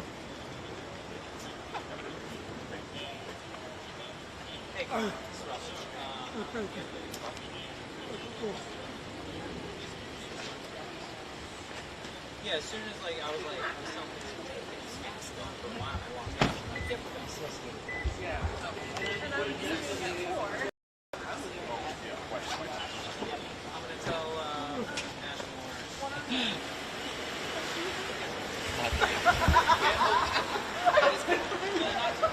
Actually nice today.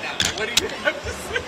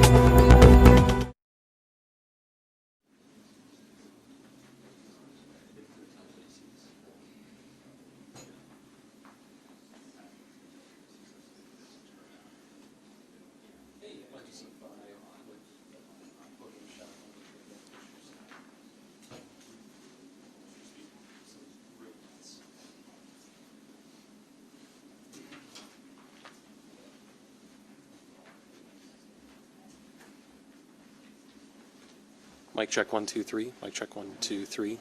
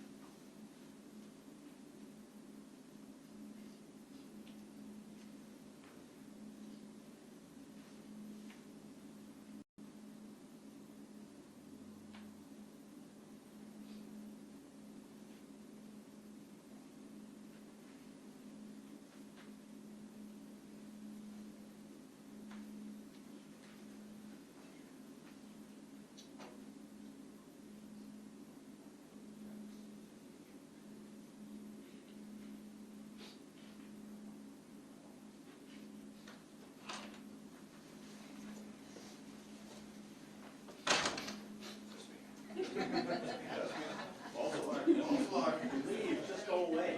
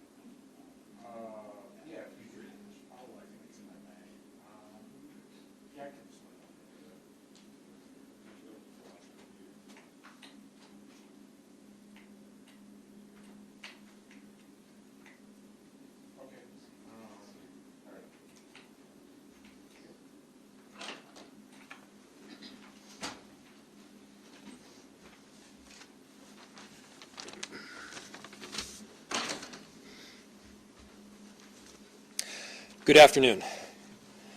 So it sounds like J.D. Vance is taking a whole lot of my talking points, but not all of them. He said, quote, come out and protest, but do it peacefully. That sounds exactly like what I've been saying since the very first moments following the shooting of Renee Good. Protest peacefully, but don't take the bait. Don't counter the chaos of Donald Trump with our own brand of chaos here. And so to the extent he's telling people to protest peacefully, we're in agreement. Second, and quote, we want to enforce the laws on one hand, while on the other making sure people in Minneapolis are able to go about their day. It sounds a lot to me like he wants to be mayor of the city, only he's only been here for 2 hours, whereas we in this city have been working through these issues and this chaos for the last several weeks. Peace is not spraying irritants and chemicals at peaceful protesters. It's not detaining a 5-year-old. It's not dragging a pregnant woman through the streets. You achieve peace by working directly with communities. You lower crime by strategically going after people that have committed it. The Vice President said he would love to be able to send some of these agents home. You know, there's no disagreement there. We've been encouraging that for weeks. You heard me say it 2 weeks ago, and I've been saying it every single day since. If you're looking for an antidote to many of the issues that we have faced over the last several weeks, there's a very easy answer. And it's for this huge influx of federal agents, ICE and Border Control, to go home. And finally, he said if we had a little cooperation, we'd be able to keep streets safe. Once again, we agree. We have extensively worked with federal agencies under both Democratic and Republican administrations. We've worked with the DEA and the FBI. We've worked with the ATF and the U.S. Attorney's Office to successfully drive down crime in Minneapolis, and we've done so by strategically focusing on people that have actually committed serious and violent crimes. So what's changed? What's changed is the response that we're seeing. What's changed is that we have 3,000 plus ICE agents and Border Control that are on our streets without a clear plan. What's changed is we've got this huge influx of what feels like an occupation in a city in the upper Midwest. And what's changed is that they are arresting United States citizens.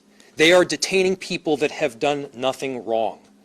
They're going after people exclusively based on the fact that they look like they're Somali or they look like they are Latino, and no reason beyond that. They've stopped law enforcement officers that are off duty. They've stopped fathers that are on their way just to drop off their kids. There are incredible people in our city that have come from a variety of different places around the country and around the globe, and they've made our city a better place. They're part of our family. We love them. We're proud to have them here. So I get that they've got a messaging challenge here, and it's predominantly because anybody can see with their own 2 eyes what's going on.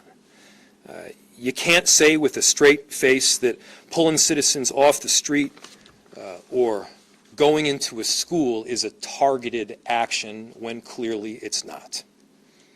Clearly, what we are seeing on our streets right now is discriminating only on the basis of race and largely indiscriminate thereafter. So yeah, in Minneapolis, we want to solve crime. We want to arrest murderers. Let's do it. Let's work together to drive down crime. Again, this is not that. We have had relationships with a number of federal administrations to successfully drive down crime. What we are seeing is this is more about political retaliation. This is more about tragically terrorizing people than it is about safety, than it is even about immigration. So, the job of law enforcement is to keep the peace, to keep Americans safe, and that is literally what I signed up to do and what the federal government signed up to do as well, and I urge that they do exactly that. With that, I'll answer any questions you might have.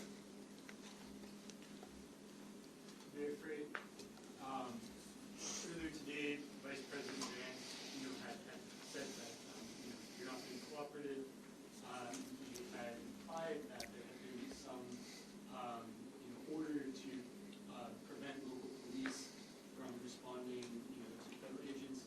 Can you comment on that? Has any local official told police not to support agents?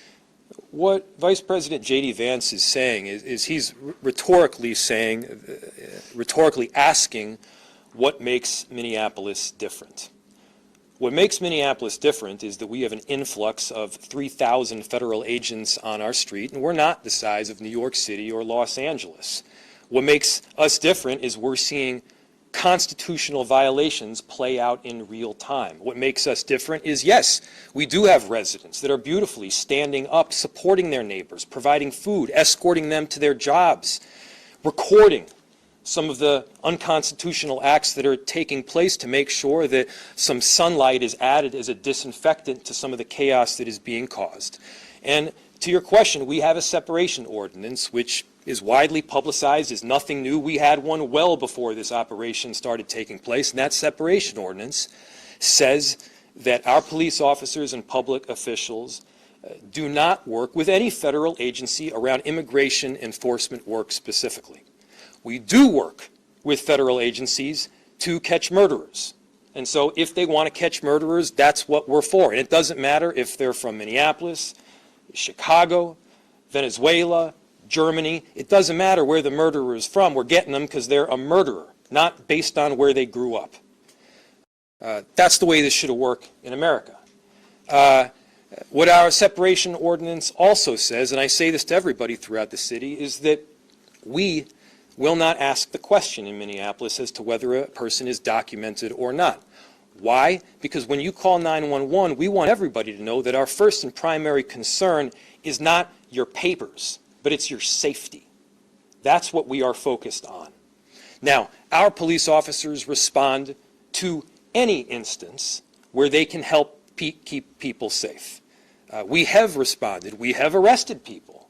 You've seen it. You can report it. Where safety has been compromised, our officers have stepped in to help. But I'll tell you exactly what I want our officers doing. We have 600 of them. They got limited time. I want them focusing their energies on investigating crime, on keeping people safe, on preventing carjackings and homicides. I don't want them spending time hunting down a guy, a dad, who has done nothing wrong, who just dropped his kids off at daycare, who's about to go work a 12-hour shift. That guy makes our city a better place. Mayor, your reaction to J.D. Vance saying that the military is not needed here in the state? Yeah, totally. So my reaction to J.D. Vance saying that the military is not needed in our state, yeah, wildly agree. Mayor Fry, what would improved communication with federal authorities look like to you? Well, so the question is, what would improved communication with federal authorities look like to me? Give me a call. You know, if J.D. Vance could feel free to reach out. We didn't get an invite, maybe unsurprisingly, to hang out while he was in town. We have done a whole lot of work through a number of different channels, including the channel of an email, to seek an audience to try to figure out how we can stop this from happening and how we can keep our city safe. Again, I want to be really clear here. There is a route forward if we're all willing to see it. If their goal is to keep Minneapolis safe from criminals that are doing bad things, we agree. Regardless of where those criminals are from, we want to make sure that they are held accountable and that we're able to keep our city safe. And so there's broad agreement around that. For all these other people, though, that have done nothing wrong, that are these wonderful members of our community, why not a path to citizenship for them? That makes all the sense in the world to me. Mayor, what do you make of the Vice President meeting with Republican state lawmakers and neither you or the government? So the question was, what do I make of the Vice President Vance meeting with Republican lawmakers, but not me nor the governor. I mean, the question that I have is, again, is this political performance that is taking place in our city that is compromising our safety? Or is this trying to achieve an end goal that is improving safety in Minneapolis? Is this political performance? Is this partisan politics? Is this loving your ideology more than you love your country? Or is this trying to get something done for the sake of the American people and for the sake of the people of Minneapolis? I appreciate, the Vice President said a couple nice things about the beautiful city that we have. I agree, we have one. It's incredible. I'm so inspired by the people here in our city. And look, we got to find every possible way right now, again, as he said, to end this large-scale deployment and send these agents home. One more question. Is there any room for compromise between the city and ICE? The question was, is there room for compromise? You know, look, I'll work with anybody that is willing to work in good faith with me.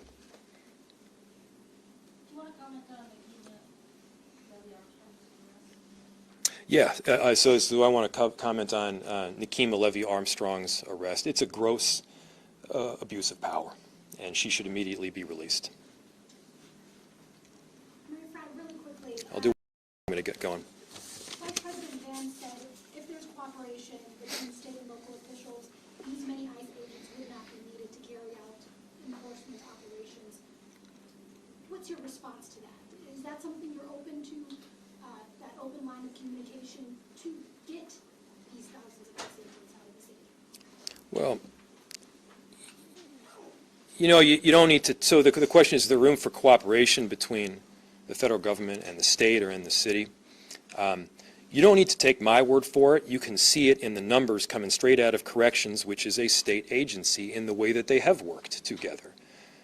You don't need to take my word for it. You can see it in the numbers where we've successfully driven down shootings on the north side to a record low by working with federal agents in the U.S. Attorney's Office and our police officers that are, by the way, working tirelessly to arrest perpetrators of violent crime.